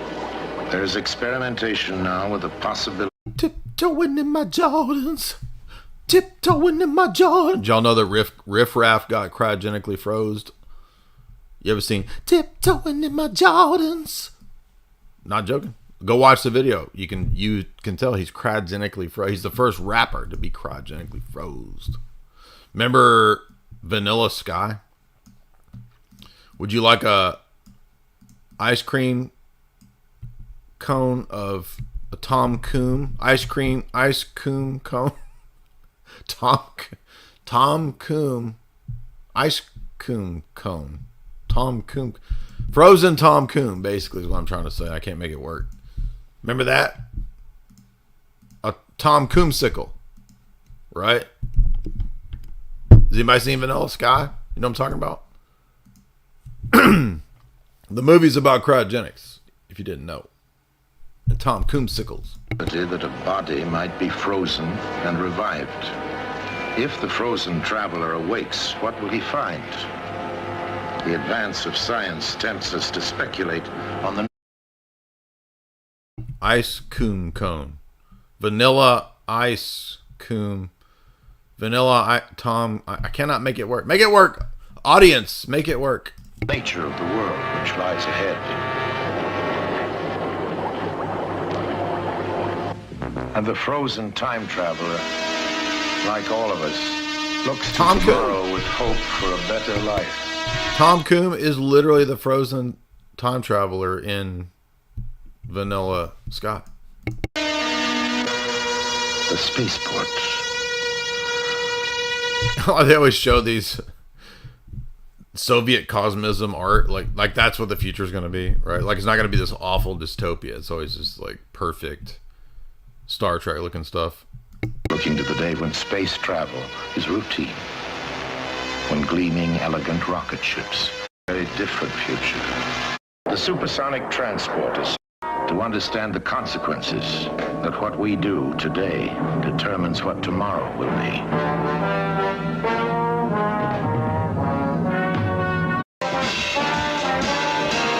All right, I guess that's it. It's just turning into, sounds like Barney Miller's show or something now. I don't know. So you get the idea there. Again, reinforcing the fact that the future is planned. It's clearly planned even in terms of broad movements and changes in society that are completely disruptive. So ideological movements like feminism and dietary movements like vegetarianism, veganism, alternative lifestyles, living in a dang communion. All planned, all part of the future technoscape that these mad science goobers and goofballs have planned because they're crazy. And let's tie this into the next point, which is dead internet theory and what might be going on with the ChatGPT AI PsyOp, in my view. So let's see this, which I thought was a pretty good video. I've never heard of this channel, never followed it. It's called All Time, but it looked like they had some decent other videos on there in more of the kind of out there fringy type of stuff, right? So now we're going to start theorizing a little bit about this notion that popped up on 4chan or Reddit several years ago about the idea that gigantic portions of the internet are all just fake. So I think this is over the top. Like, not everything is fake and gray, but a lot of shit's fake and gray. So I would say maybe 50% of this theory is plausible, right? Maybe it's about 50% of what is going on. And a lot of conspiracy theories, right? They're usually pieces of the picture, right? Individual theorists usually get some things wrong and some things right in varying degrees. But it's not typically the case that one theory is totally right, right? But a lot of times they have significant percentages or portions of the theory correct, or it's partially true, partially correct, right? And I've been looking at this kind of stuff, you know, for 20 plus years. So I can say from my years of wise experience that that's probably about right, right? So we don't have to, I'm not wholesale promoting everything that this channel says or what this guy's talking about, but this has a lot of views, and it's going to get into the basics, and then we'll look at what I think is probably the likely percentage of this, which I said is 50%. Then we'll get some super chats. Then we'll get into the AI PsyOp element of this. The kind of feeling you get when you know someone is lying to your face. The kind of feeling you get when you connect two formerly unconnected points in your mind, and their newfound connection gives you chills because you didn't want to believe it, but the truth is too obvious. Gives me chills. Number 3. What if all of the internet was actually fake? And in 2016, they replaced it with largely bots. Would we even know, given the fact that deepfakes have gotten so good? Is to ignore now. This theory adds a deep-seated gut feeling to what many of you have experienced for years and years, but have been unable to put into words. The feeling that something is deeply wrong online, but you can't put your finger on what or why. Many people seem to have peace. I saw a 5-year-old video where you were trashing space. I'm making fun of you at the beginning of this video, dude, where people thought I was literally saying that all of space is fake and gay. Dude, how dumb are you, man? We got an audience of 80% fast boys and 20% slow boys. And fragments, but no one seems to have figured everything out. It's weird that people, like, they don't understand jokes. By the way, remember when I got bot raided by flat earth bots when I was doing my live stream about I think it was Brief History of the Future. Some of you guys have been around for that long. You remember the bots that raided? So we're not here to talk about, that's not what, here we go. We got bots in here again.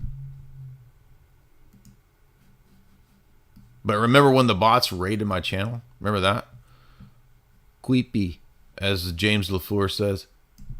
Hey guys, welcome. Isn't this video creepy? Explain all of this. I'm sure a lot of you are going to be feeling these exact thoughts.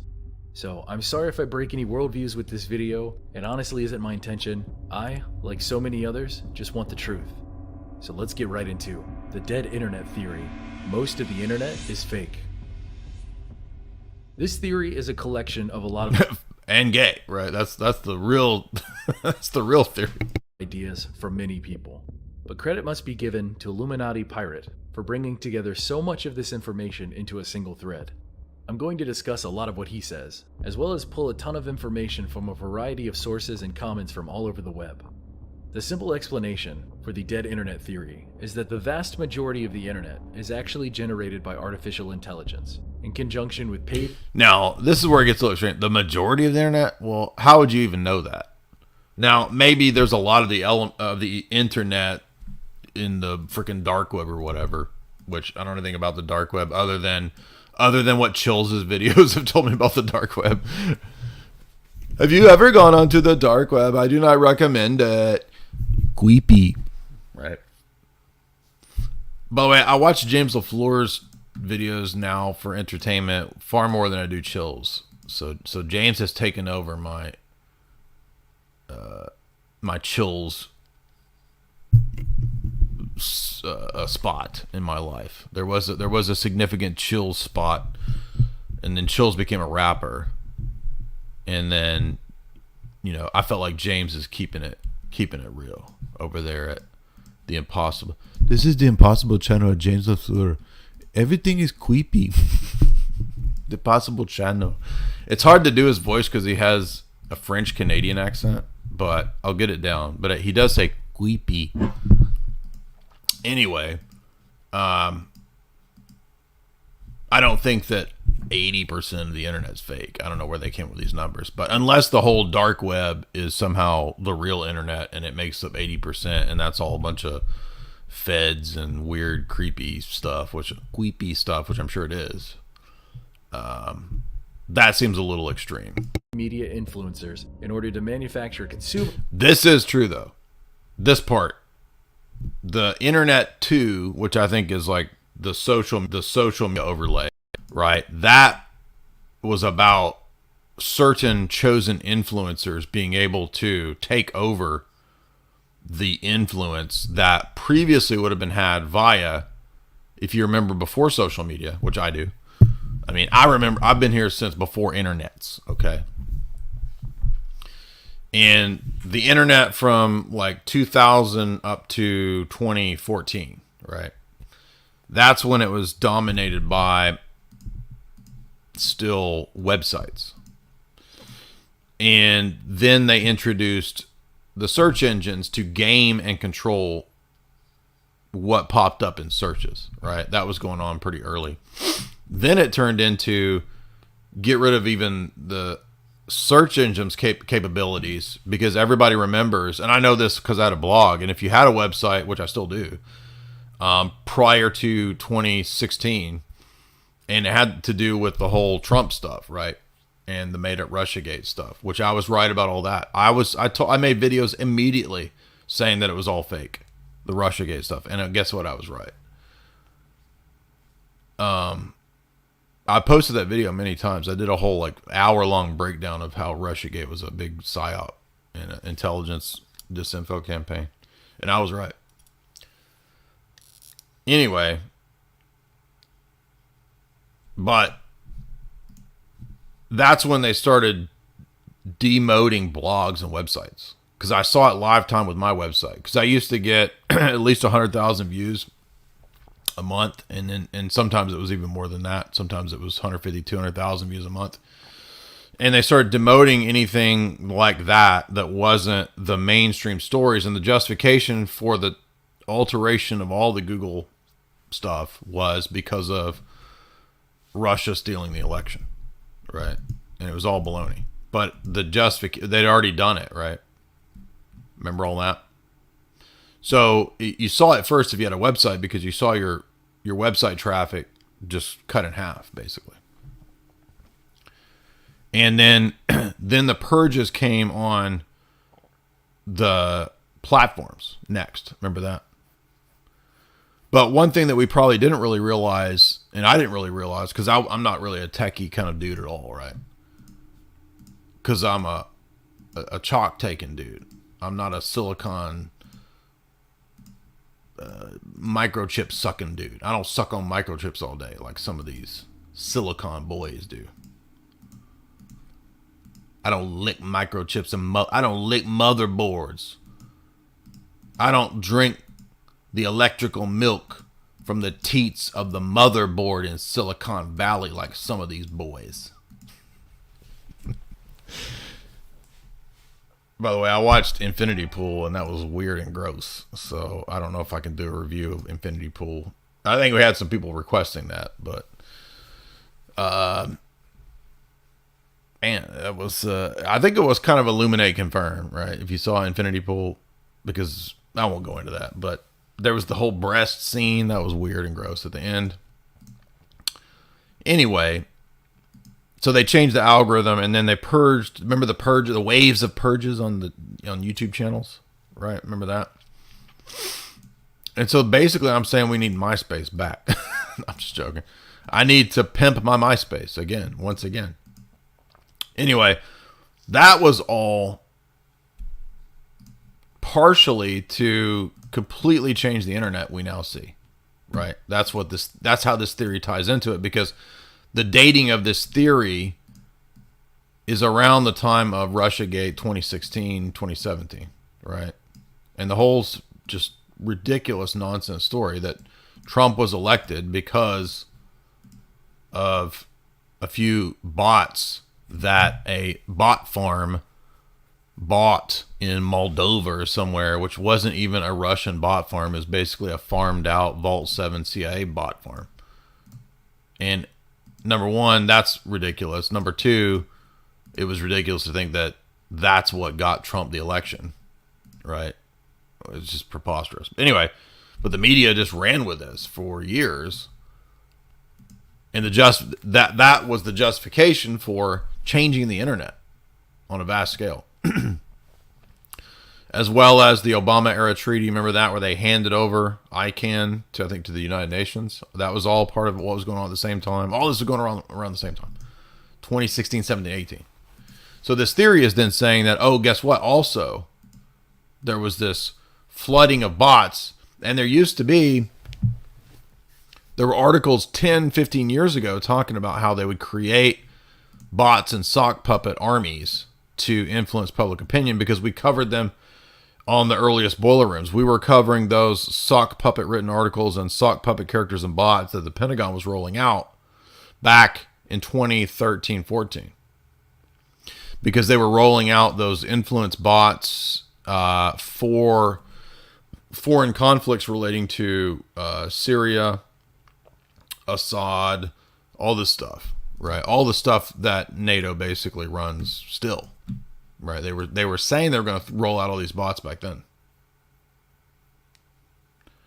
Now that was, older tech, so there's no telling how advanced the bots really are if they've handed out ChatGPT to everybody, right?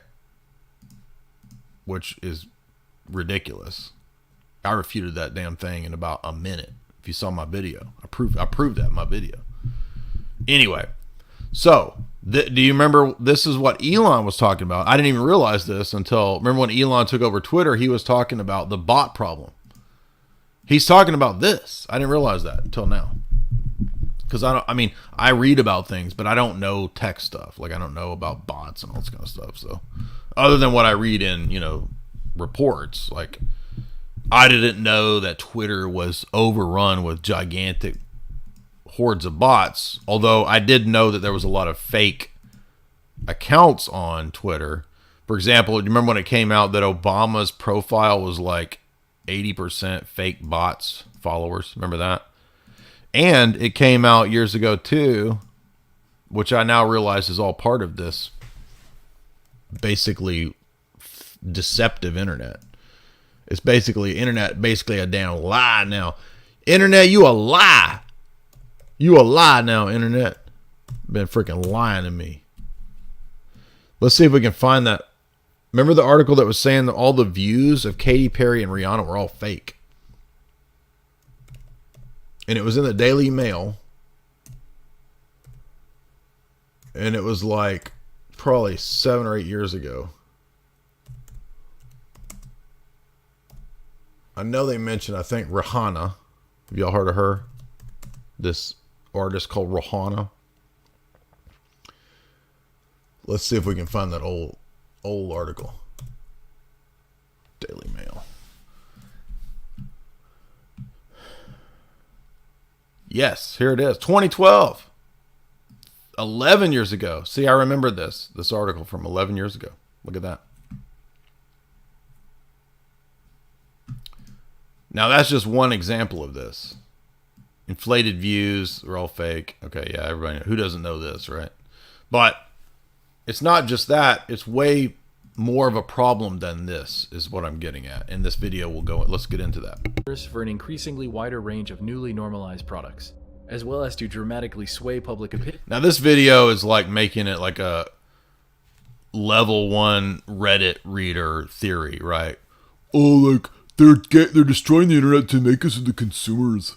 That's like the lowest level of what this would be used for. To market to you, right? Via bots and algorithms. Okay, we all know that's going on now, right? That's obvious. That all of your data and all that is at the most basic level fed back to you via the profile that they have of you, via your purchases and all your information to feed you shit that they want you to buy. Okay, that's the lowest level of this conspiracy. Okay, sure, yeah, but it's way more than that that's really going on here. It's not just a gaming the system through marketing scheme. And control the collective attitude or outlook of people or culture. For all of the goal, if you want me to lay it out, is to create a perfect feedback loop. And so think of you as a living being, as a node in a giant computer matrix, and the computer as another node in this giant matrix. And so you sometimes represent something that does not go along with the determined algorithm system that they want. You're a virus. You're a rebel program. Literally, to the technocrat mindset, right? Because they view you as meat computers, right? Meat sacks. Programmable meat sacks. Some of the meat sacks aren't following the program. And so in order to do to make you into pliant meat sacks that will end your lives, in other words, become sterile and don't go into the future, is what I'm talking about. Okay, then what's happening is they want to put out outputs that alter you so that you give the correct out. So output and then the input, and then you give the right outputs. So it's social engineering to alter your output, meaning the way you act, the way you live, the way you think. They want the perfect feedback loop. And that's literally what the technocrats at MIT, aka Norbert Wiener, and the cybermetrics, the cybernetics people, that's what they said. So think of it like that. So the whole purpose of social media, and the reason they would flood it with all this fake and the bot stuff, is to change everyone's modus operandi, to socially engineer and alter people, to make them into nodes in the system. Younger people out there who didn't experience the internet as it used to be. The internet of today is vastly different. Before the advent of the internet-connected cell phone or the mass adoption of the home computer, see, where's Tom at, right? That's what I'm saying. People are talking about Tom, and I'm over here like, you like my Tom impression? See, Tom knew what was up. Tom was like, I gave you guys MySpace. I'm out of here. This shit's crazy. It's going to destroy the world. Yeah, exactly. Social media even existed. The internet was a place where people came to express passion, hobbies, feelings, and thoughts.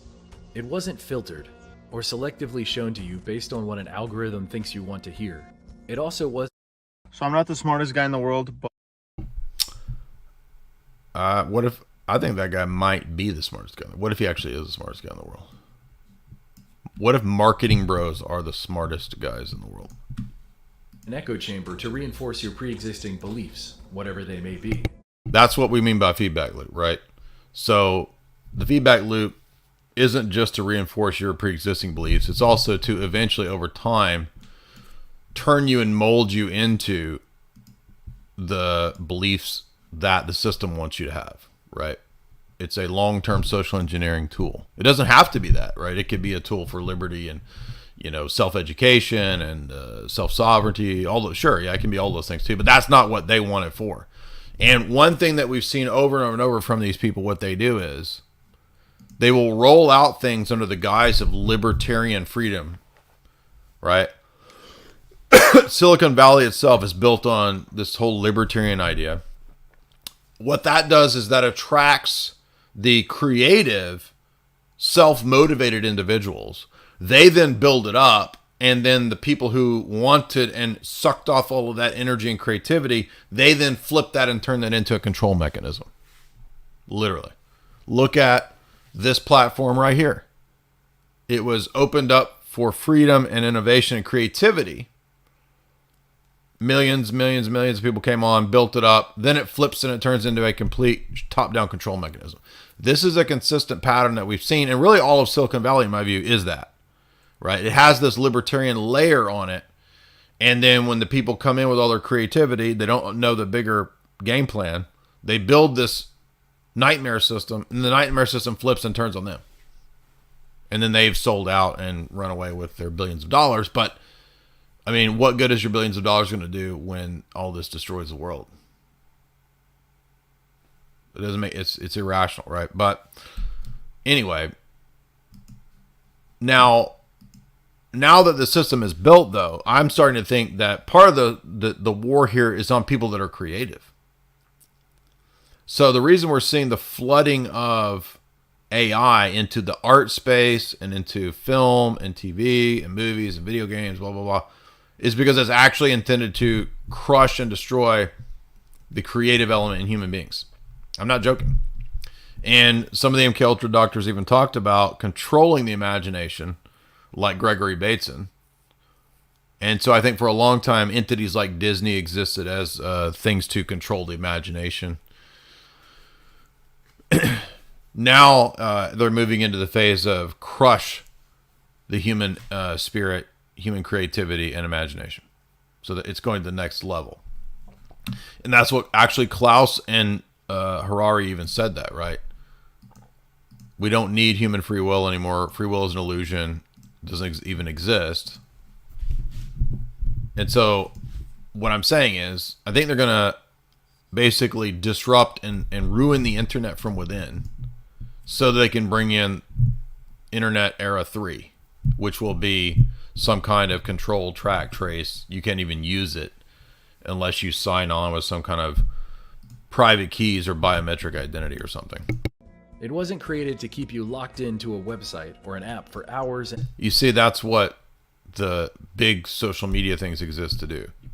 To keep you sucked in and stuck on TikTok, Facebook, Twitter, Instagram, right? And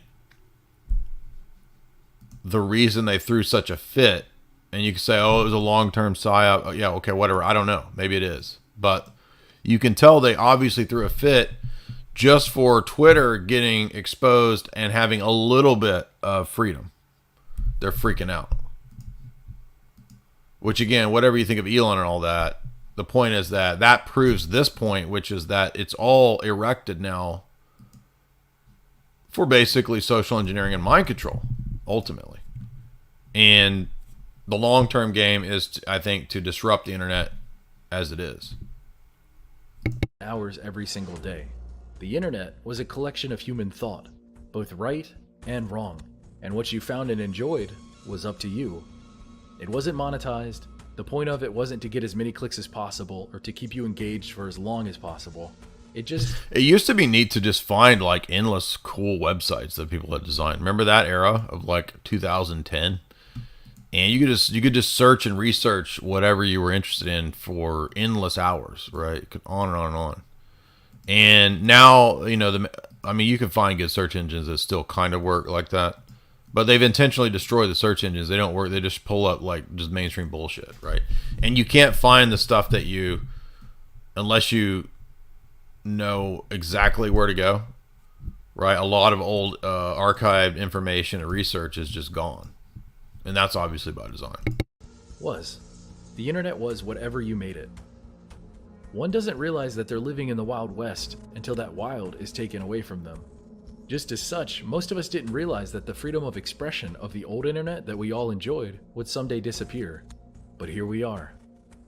Only now, in its awful absence, do we realize how bad things have gotten. Like I said earlier, a lot of people have had this sinking feeling in their gut for a while, but they didn't understand or realize why. The fact is, there is a massive and incomplete puzzle here. Some of us have a piece or two, but none of us have all the pieces, and anyone that claims otherwise, I wouldn't trust them.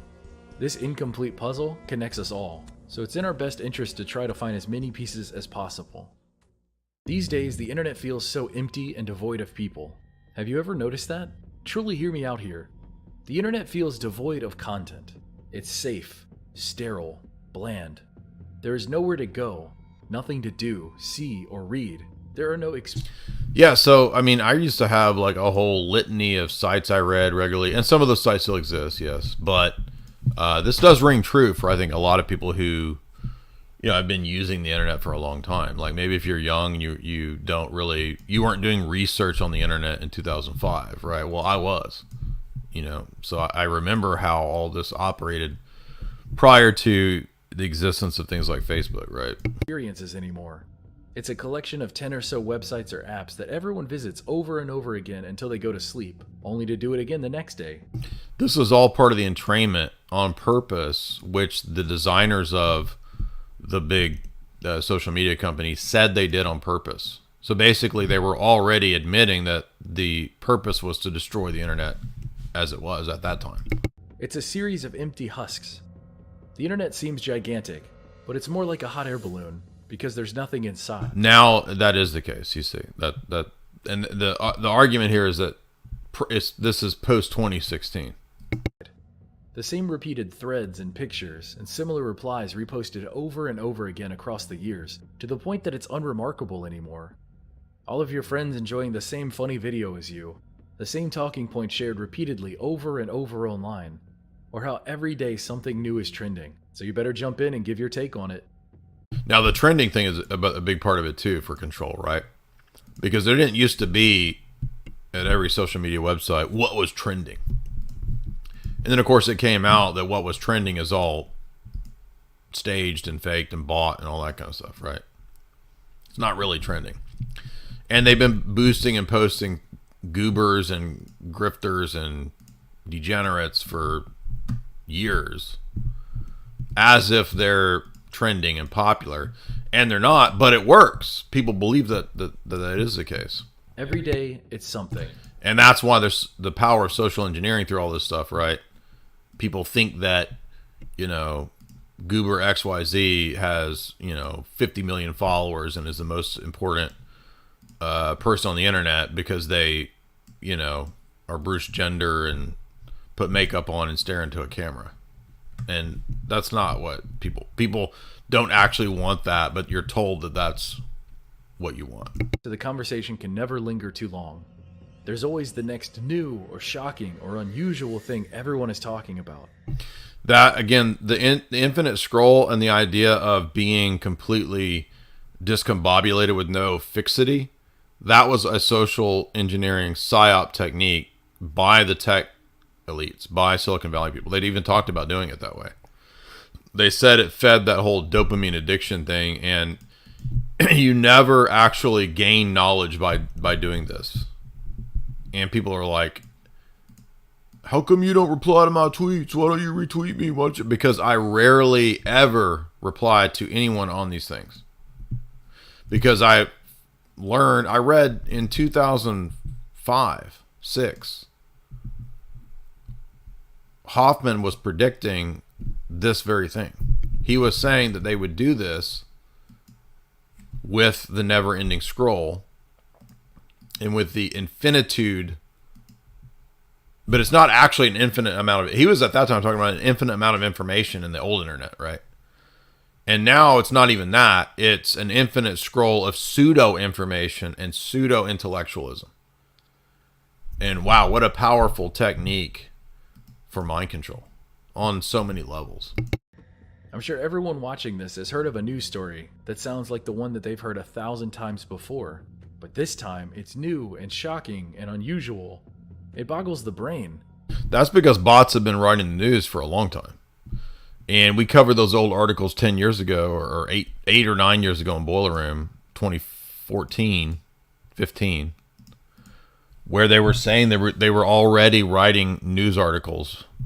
Bots were writing news articles, and they just recycle them. And we were calling attention to that, noticing, hey, how come every April we get the story that North Korea has launched ICBM tests, right? It comes around every April, May, June.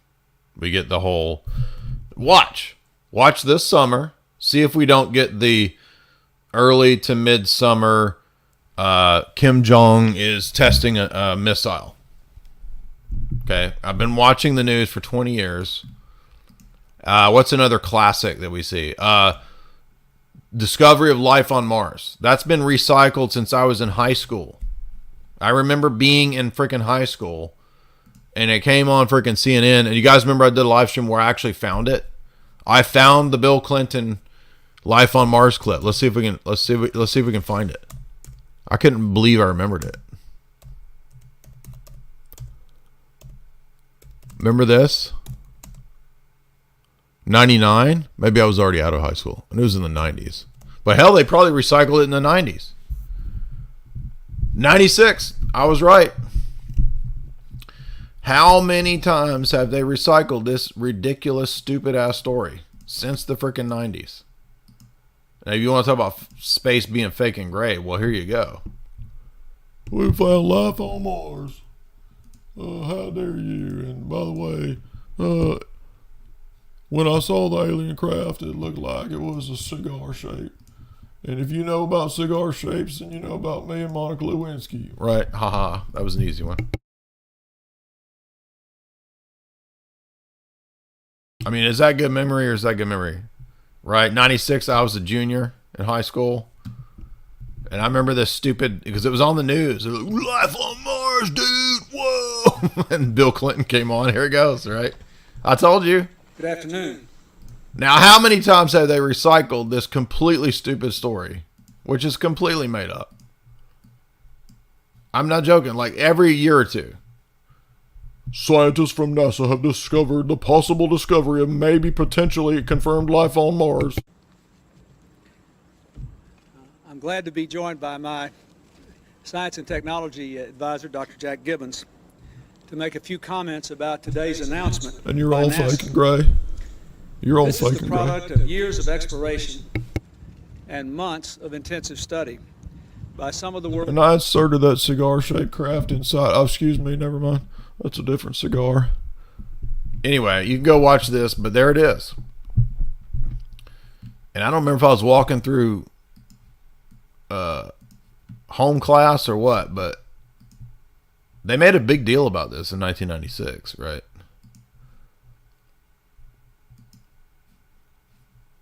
And how many times have they recycled this story? I've seen this story so many times. For example, how many times have we heard something about a new type of moon only happening tonight or tomorrow? Yeah, he gives two examples too that are funny too, right? A blue moon, a blood moon, a super flower. The Blood Moons of Israel. Buy my new book by John Hagee. Moon pies from the space. Blood moon pies. Blood moon, a pink moon, a super pink moon, a hunter's moon, a snow moon. You get the point. Why does everything feel so fake and manufactured? It's always the same thing. Because everything is being standardized and is being fakely manufactured. Everything fake and gray. Or a slightly different thing repeated over and over as if it's produced content made to distract and occupy your mind. Because they probably been rolling out shit with ChatGPT or his granddaddy, Chat Grandpapa T, for a long time. That's probably what's been going on, right? So hell, do we even know what's fake and real on the internet anymore? See, that part of this theory is correct. I wouldn't say 80%. That seems like a lot, but why get it? But I mean, we can still see that, a lot of, for example, on Twitter. I mean, I've never bought any Twitter followers ever. I've never actually bought any followers ever on anything.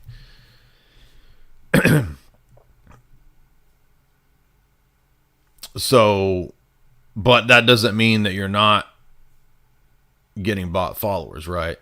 So, and I can tell when I look at a lot of the new followers, quite a few of these are obviously still bots, right? Which you can't really control. It just happens. So that you just get these bots popping up. But how many I mean, I don't think all these news stories are all fake. It's just that a lot of them are regurgitated and fake. Yes. Like these moon stories or the life on Mars. All that shit's just regurgitated. Out there and march in the streets to demand better wages or safer working conditions after a grueling day of work when you can go home and saturate your mind on endless, mindless escapism. The new super glitter moon is happening tonight, and Jimmy Kimmel just said something that is hilarious, and Dr. Seuss books. So you want to know where to invest $1,000? No. I don't need to know where to invest $1,000 from a dude that looks like he's got a dude that looks like he's got Down syndrome and a Coldplay shirt. Assets that have the potential to generate income. Books are changing. Aren't you mad? And have you seen the new Marvel trailer? Don't step back. Don't stop to think. Keep engaged. Keep scrolling. Keep buying. Keep wasting your time. Now that's true. The big part of this is the time drain, energy drain element. Absolutely. Keep pointlessly arguing with bots online made to offend you to spark unending... Now this is true, which is weird because I noticed right after this guy pointed this out in this video, I watched this video 2 or 3 days ago, right? And I noticed right after that, when I logged in on Twitter, I was seeing all of these posts by people I don't follow and would never follow. And the weird part was that it was posts that probably the algorithm already knows that I would totally dislike and hate. Right?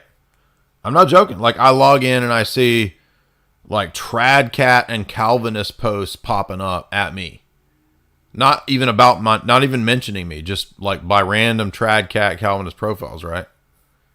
And it's obviously the algorithm was showing me tweets by people I don't care about, my friends had not replied to get me to engage and to argue. Right? Right after I just watched this guy's video talking about that. And other people on Twitter have noticed that too, that it's like, hey, wait a minute, this is showing me people that are complete goobers I would never follow. Complete idiots. But it's showing, it wants me to engage with these goofuses. Right? Engagement. Do you like superheroes? How about Hollywood drama? New music? The algorithm is here to feed you an endless supply of content based on what it assumes you want. Have any of you noticed how sterile fiction has become? How it caters to the lowest common denominator and follows the... And even worse than that, it's woke now, dude. ...same template over and over again? How music is the same bland, seemingly created in a lab song over and over again. This is to destroy human creativity. I guarantee 100%. By the way, Bertrand Russell and these people, they talked about that 100 years ago, that was part of this goal. Stamp out the human spirit. There is a reason for all of this. What does Winston say to O'Brien? I'm 100% serious. What does Winston say to O'Brien? O'Brien, I hate you. I want to stamp your spirit out because I hate you. And you represent just humans in general. So who's behind the tech stuff? Who's O'Brien?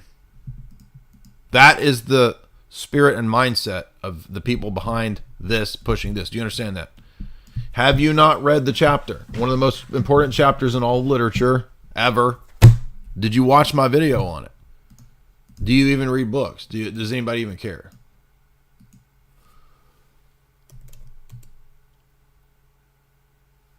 Do you know what I'm talking about? The villain chapter?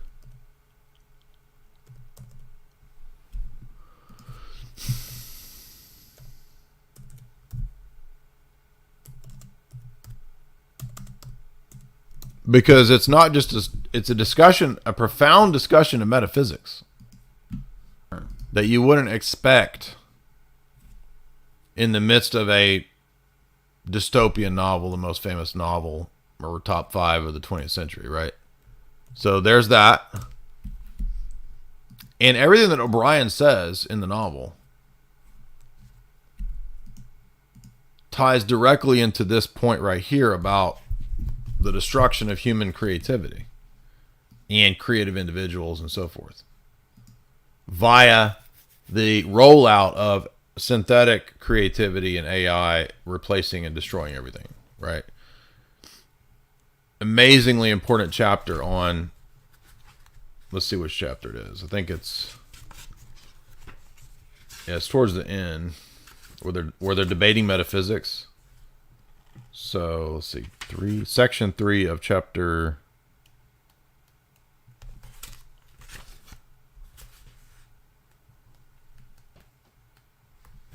3. So chapter 3, section 3,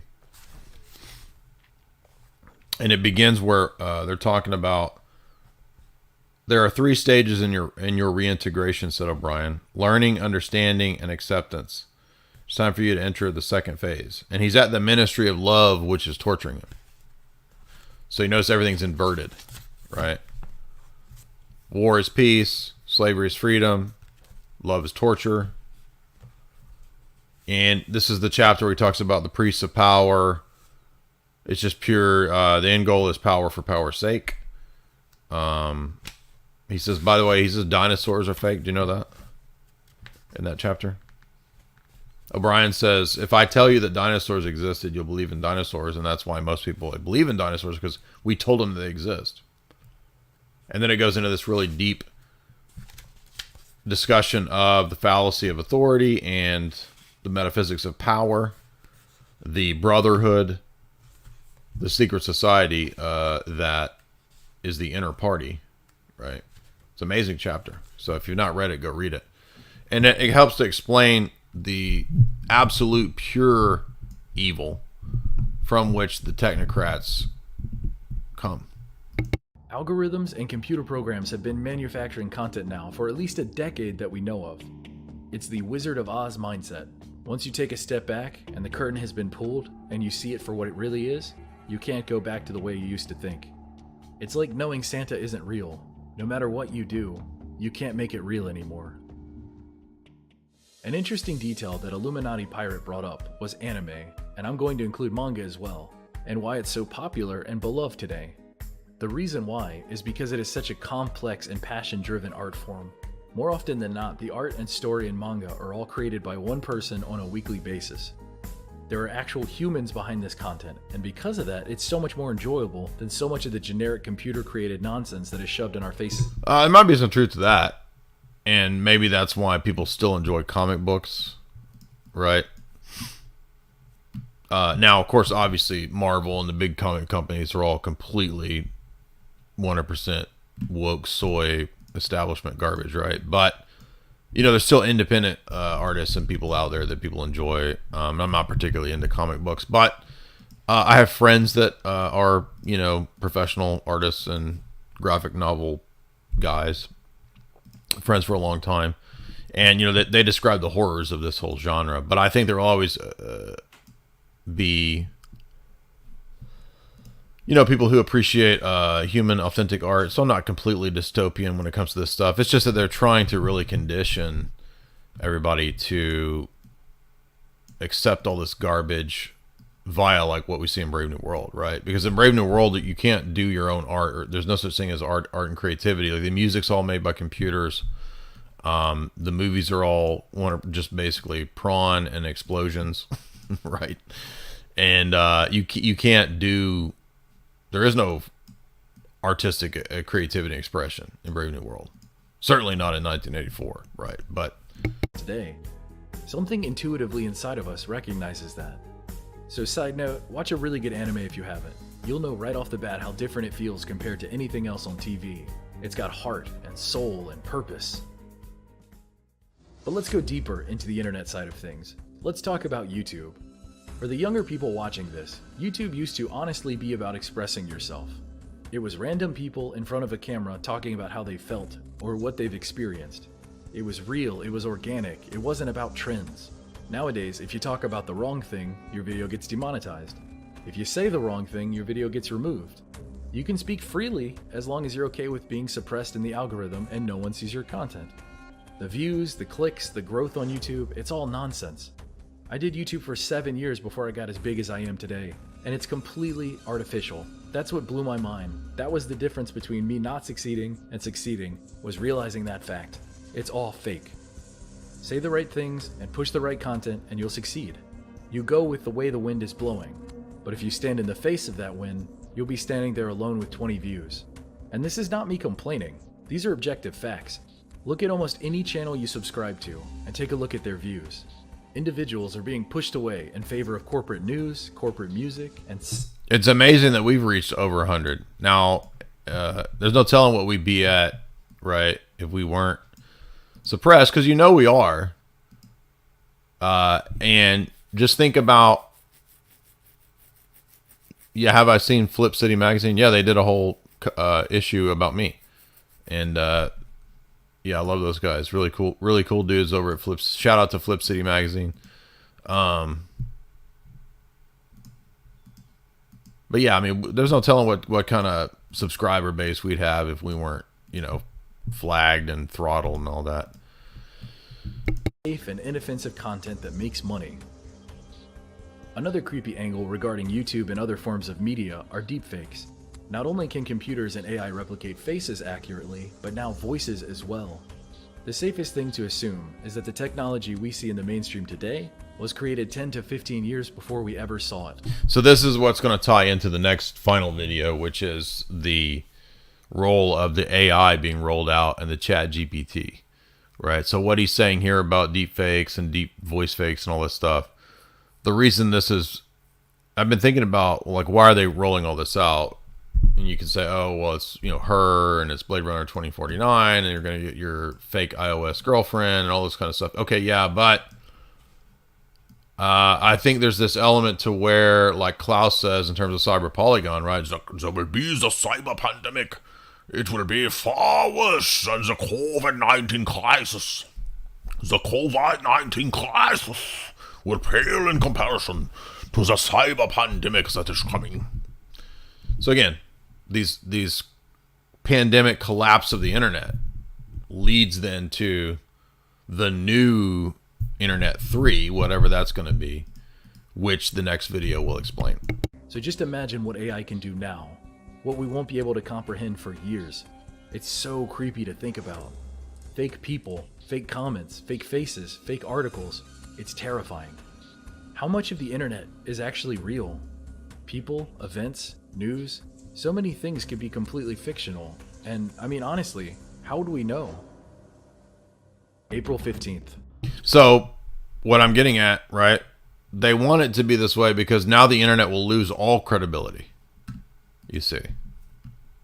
12 years ago off the sunset. Stop being so nice to women. Will never equal turned on or attracted to you. I know you want women to be wildly attracted to you. Sunset coast of Perth, Australia. A computer network analyst was arrested for stealing one of the most important pieces of insight and information we have today regarding all of this stuff. Upon his arrest and 8 hours of interrogation, he refused to disclose where he had gotten this information from. What information did he steal? Nothing. I just made this entire scenario up. Do you see how easy it could be for an AI or a computer program to write up a plausible article like this and disseminate it? Make 3 or 4 websites push different variant versions of the BS story. Share it to Facebook, Twitter, push it out on Google, and let the unknowing populace read it, believe it, and share it further until a fake story becomes a real story. How long do you think it would take for someone to realize it wasn't real? Things like this have honestly happened many times, and by the time the truth comes out, the internet has moved on to whatever the next objective is. By that future point, almost no one cares anymore, and the facts get moved off of search engines and pushed into unfindable parts of the internet. The internet of old is dead. Here's another interesting thing you yourself can witness. The internet on your smartphone is not the same as the internet on your PC. Try it out for yourself. Now this one I haven't confirmed, but I've wondered about this, right? I've been wondering, wait a minute, couldn't they just via the phone alter what you're seeing much easier than the older methods of reading the internet on the PC or the laptop? I mean, I don't know. I have no idea because I'm not a tech nerd kind of person. But I have had this thought in my head, like, couldn't they just have like totally different overlays? So this guy claims that this is the case, but I've not confirmed this, but I would not be surprised. Go to any popular website with a lot of traffic and spend a few days randomly checking the same thing from your PC and your smartphone. You'll notice from time to time that what you see on one device is completely different from the other. Entire threads can play out differently. Can anybody confirm this? Is this true? I mean, that's pretty crazy. Has anybody seen this? Comparing what you see on a iPhone or a Android versus what you see on PC or Mac. Sometimes you'll see different comments, different like to dislike ratios on comments. All kinds of weird anomalies you'd only notice because you're coming at it from two different places. Interesting. So different ratios? Wow. I'm sure a lot of you have experienced the case of trying to find that one comment that you really liked and never being able to find it again. Maybe it was simply deleted, but it's weird that so many of us have experienced that before. The argument for algorithms. Now, I don't believe in Mandela effect. I think it's goofy, but could this be partially explanation for why there seems to be these anomalies in what people remember? Maybe they're I'm just spitballing. This is theory. Maybe they're experimenting with PsyOps against memory by altering history on the internet. Is that it helps us find what we want to see and caters to our likes and dislikes. That doesn't sound so bad, right? But I don't buy that for a second. Because for years and years, the argument was that different algorithms for different people don't exist. It isn't real.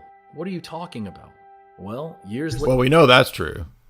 So whoever was denying that is an idiot, because just look at the personalized ad experience, right? You talk about, Purplesaurus Rex flavored condiments, and the next day you get the Purplesaurus Rex recommended in your ad garbage, right? So, that means there's a personalized algorithm, duh. Later, with overwhelming evidence to prove that algorithms do exist, now it's widely accepted as a real thing and spun as a positive. But that isn't necessary. Yeah, that's a good point. I remember when they would say, oh, that doesn't exist, because people were saying they're stealing big data. They're taking big data and tailoring it to individuals to sell them crap. And I remember they said that was a conspiracy theory. How dare you say that? You're so crazy. It doesn't exist. And then now, what do they always do? Yeah, it exists. It's great, by the way. It's a good thing. Necessarily true either. The algorithm is there to keep you engaged and hooked on websites and apps for longer, to accurately collect your likes and dislikes, and do whatever it takes to keep your eyes glued to the screen and your wallet spending money. If you linger too long on a certain... It's way more than that. It's also ultimately to train you. Right, entrainment. By the way, if you guys would hit like and share, we had almost 800 tonight, so that's great for a Sunday night.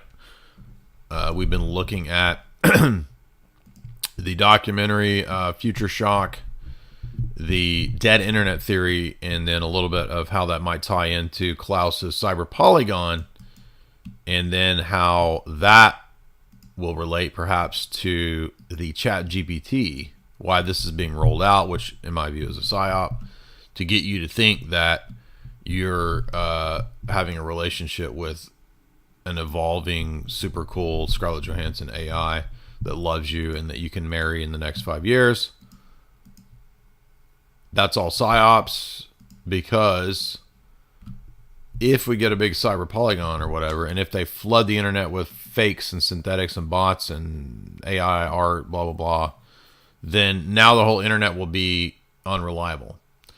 Then they'll say, and we have a solution to the problem that we created, by the way, problem, reaction, solution, which is to introduce some form of no longer being anonymous, and then now you can basically just control the internet. Thread or a video, the algorithm will recommend more like it. If you argue online, the algorithm will find and create more incendiary posts. See, there you go. That's what the algorithm did to me, trying to bait me. He got a big middle finger for me. I didn't take the bait. Rile you up and keep you engaged. If you didn't already know it, you are the product being manipulated and used, and AI will do anything to keep you there. There you go. What is right? What is wrong? What is allowed? What is not? It's a vicious cycle that weeds out dissent and critique. Nuance isn't allowed. There you go. I don't necessarily mean from a political standpoint, although I can't completely disregard this angle. So whether you're right-leaning or left-leaning or something else, suppression is a real thing for all sides. Discussion and understanding aren't good for business. There's a small Overton window of allowed discourse, and if you stray outside of that window, everything is done to squash you or hide you away. And it's not just for business. It's ultimately for a technocratic, totalitarian order. It's not just about making money. And I don't necessarily mean just extreme points of view. Take, for example, war.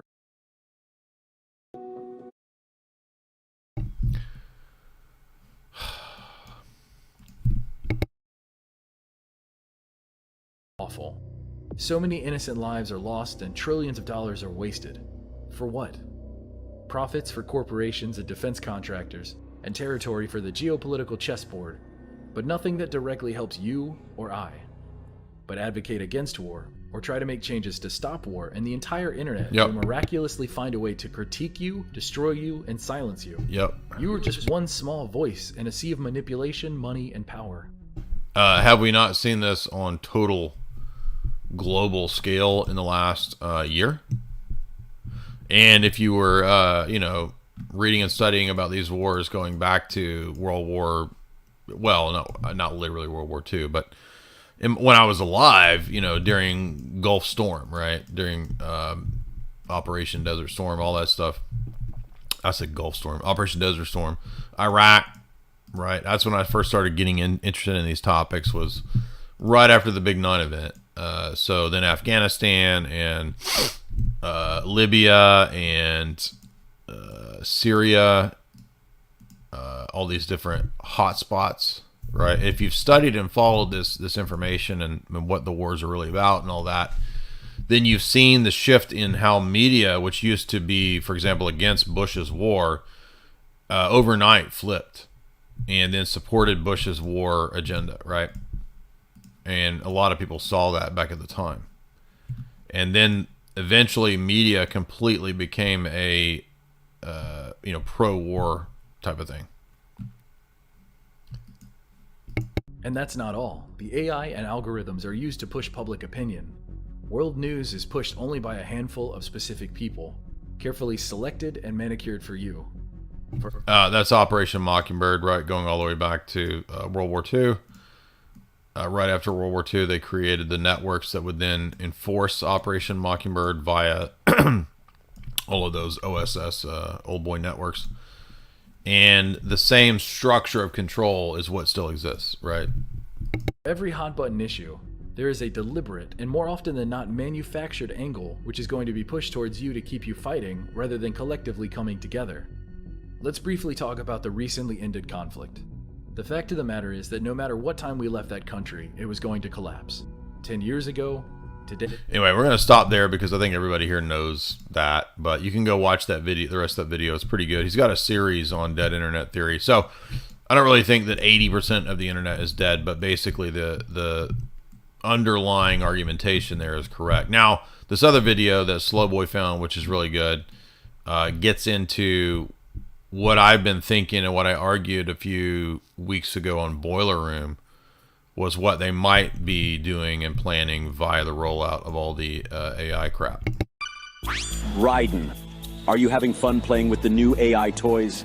Well, yeah, I am. You can make pictures of cute anime girls and... Enjoy it while it lasts, Raiden. What do you mean? Did you really think that civilians would be granted unrestricted access to such powerful military weapons forever? Military weapons? Are you implying that this technology was created by the government? Of course it was. This AI technology has been used by the intelligence agencies to warp the public's perception of reality for years. All in the name of national security, of course. But why would they suddenly make the tech public and let everyone start using it? Why would we indeed, Raiden? What? What in the hell are you? Your question is irrelevant. By creating a new problem, we can cultivate a desired reaction to it in order... Exactly. Problem, reaction, solution. ...to manufacture consent for our preferred solutions. It's all about manufacturing consent through the feedback loop. Short, it's justification for a war. A war? On who or what? A war on misinformation.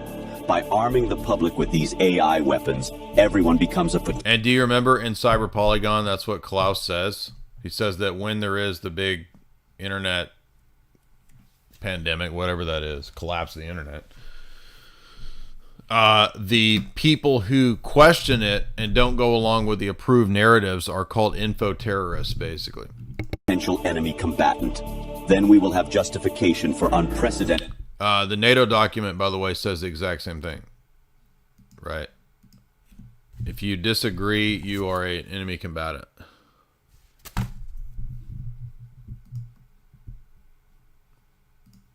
Security measures. It all comes down to confusion and identity, Raiden. Identity? Identity. This AI technology is Pandora's box. Pretty soon the internet will be mired. What did I say? attack on reality. He's saying the exact same thing. In total illusion. Perfect AI speech, audio, and video synthesis will drown out reality. Then AI bots will flood social media. No one will be able to tell the difference between interacting with an AI machine or a real human online. Even telephone calls will become totally untrustworthy. That is when we will present our solution. So they create the problem, amplify it, create the crisis, and then come in with their solution, which is more their control. Mandatory digital identity verification for all humans at all times. The only way to ensure that you're dealing with a real flesh and blood human being and not an AI-generated mirage. But why? Total information control. For too long, the internet... There you go. Exactly. ...has acted as a double-edged sword. Its potential for anonymous user activity allows anyone at all to spread any thoughts, ideas, or information patterns that they please with impunity. State secrets, dangerous ideas, ludicrous conspiracy theories, misinformation, and disinformation. Until now, there has been no easy solution to this problem. Our digital identity platform will finally put an end to anonymity online. It will allow us to trace misinformation and other dangerous communications to its source and exact appropriate justice. That's crap! I won't go along with it, and others will resist. You won't have a choice, Ryden. Do you think your bank is willing to risk doing business with an artificial human instead of a real one? Our digital identity platform will be required not only to access web services, but to pay for your internet connection in the first place. You can't just censor the entire internet because of a new software technology. Who are you to define what's misinformation anyways? That sounds like something a misinformation terrorist would say. I know about the deep fakes you've been making That's what of it me, actually. Biden. That's what the documents actually say. They actually say that you're a misinformation terrorist. It's in the cognitive warfare document from NATO. What? No. I was just adjusting the AI settings and... Controlling the output of generative AI technology is simple. We will create context for its use. First, we will censor any use related to social taboos. Then we will censor anything else that we desire. If anyone complains, we will accuse them of wanting to engage in or promote social taboos. That's what it means to create context. This is the social credit score element right here. We will corral the use of AI by making appeals to bias, ethics, and copyright laws. You will still have access to generative AI in some form, but it will be crippled, limited, controlled, and it will be monitored. Anything that you generate will be cryptographically signed with your digital ID, so that its provenance can be ascertained if it's later deemed to be problematic. What gives you the right to control what people can do with their computers? The public at large will give us that right, because they will be desperate for a solution to the problem we created. Yeah, exactly. They will eagerly give us the keys to the castle. Then, we alone will define what is fiction and what is reality, what is human and what is machine. After letting you get a brief taste of our power, we will reclaim our monopoly on misinformation and put an end to misuse of the internet once and for all. You won't get away with this. It is probable that we will. Now, by the way, if you want to support the show via the super chat function, you can do that through Streamlabs. Streamlabs is linked in the show description, as well as the great mods that are putting the Streamlabs link in. I will read the super chats here in a second. Also remind you guys to head on over to Grand Theft World, which is our co-sponsor along with Chalk.com, the best supplements that you can get on the internet. Use the promo code J50 to get 50% off anything at Chalk.com if you want to increase your toxic masculinity. Grand Theft World, the best geopolitical and educational podcast out there. Next to this one, I have to say, our co-podcast buddies over at Grand Theft World. Follow them over on Rockfin. And then we also have my course that I taught there, linked, the philosophy course, the entire history of Western philosophy, over at the Autonomy University website right here. If you want to sign up for the next season, which starts this week, March 9th, I think. Whenever this Thursday is, right? We start with the new season. That's the $1,500 option with tutoring. You don't have to get that. You can get the cheaper option, which is just the classes. DIY if you want, at that link right there for my philosophy course. And I think what I'm going to do is now that we've got the philosophy course out there, I'm going to set up my next course, which I think will be geopolitical stuff, right? So we'll do a global elites book course. That'll be the next course. And ultimately, eventually, hopefully, we'll have like 10 courses that you can just always sign up for over at Richard's site, Autonomy University. And be sure and follow Grand Theft World also on Rockfin as well. Back to work generating your precious AI waifus, Raiden, our beloved prompters. Enjoy yourselves.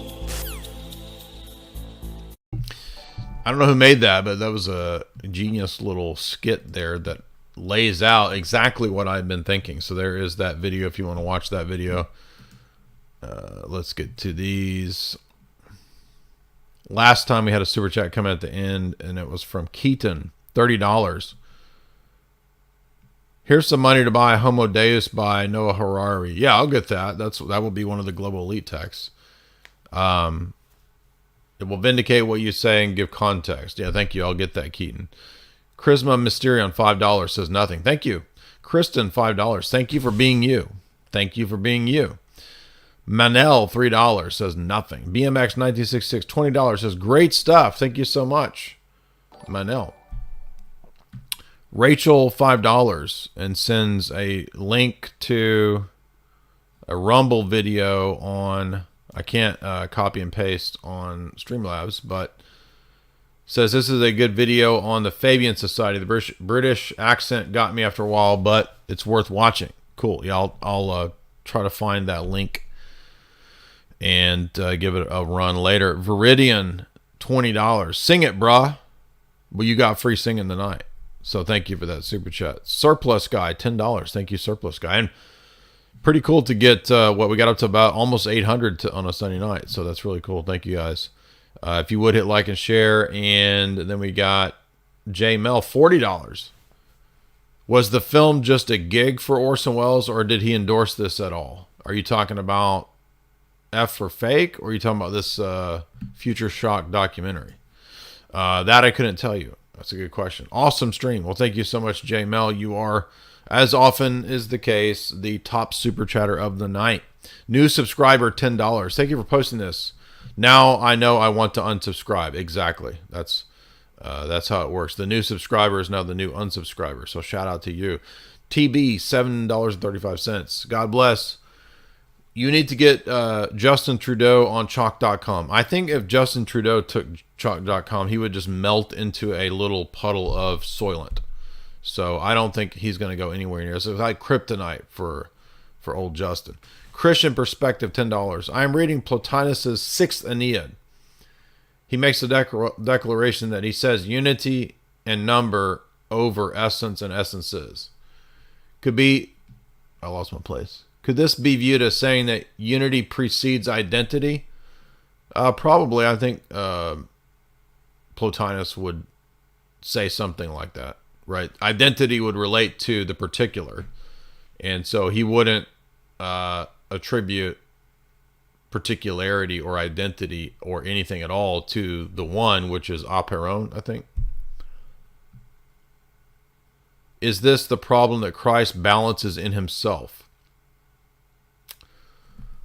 I guess you could say, in a sense, the one and the many, Christ balances that in terms of the doctrine of the Logi, because the Logi are one and they're also many in Christ. But the issue of what Plotinus does with the aperon, or the boundless, or the unknowable, or what's apophatic, is different than. I mean, there's not an essence energy distinction in Plotinus. So I wouldn't say that Christ balances this, because they're just they're different categories. It's not something that has to be balanced. Harry Serpanos, $10. Because, I mean, Christ has the divine essence, but the divine essence is unknowable. So there's not an element of balancing it in him. It's not a balance issue.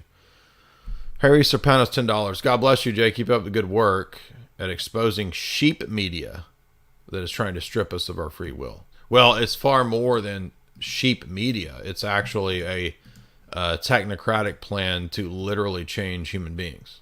You understand? Tom, $20. Thank you for doing what you do. Despite all the goofiness going on, you always keep it real. Thank you very much, Tom. If you would, hit like and share. Hope you guys enjoyed tonight's show. It was a lot of fun. Something a little different. We never have gotten to Future Shock. And so to cover that documentary, I guess, kind of covers the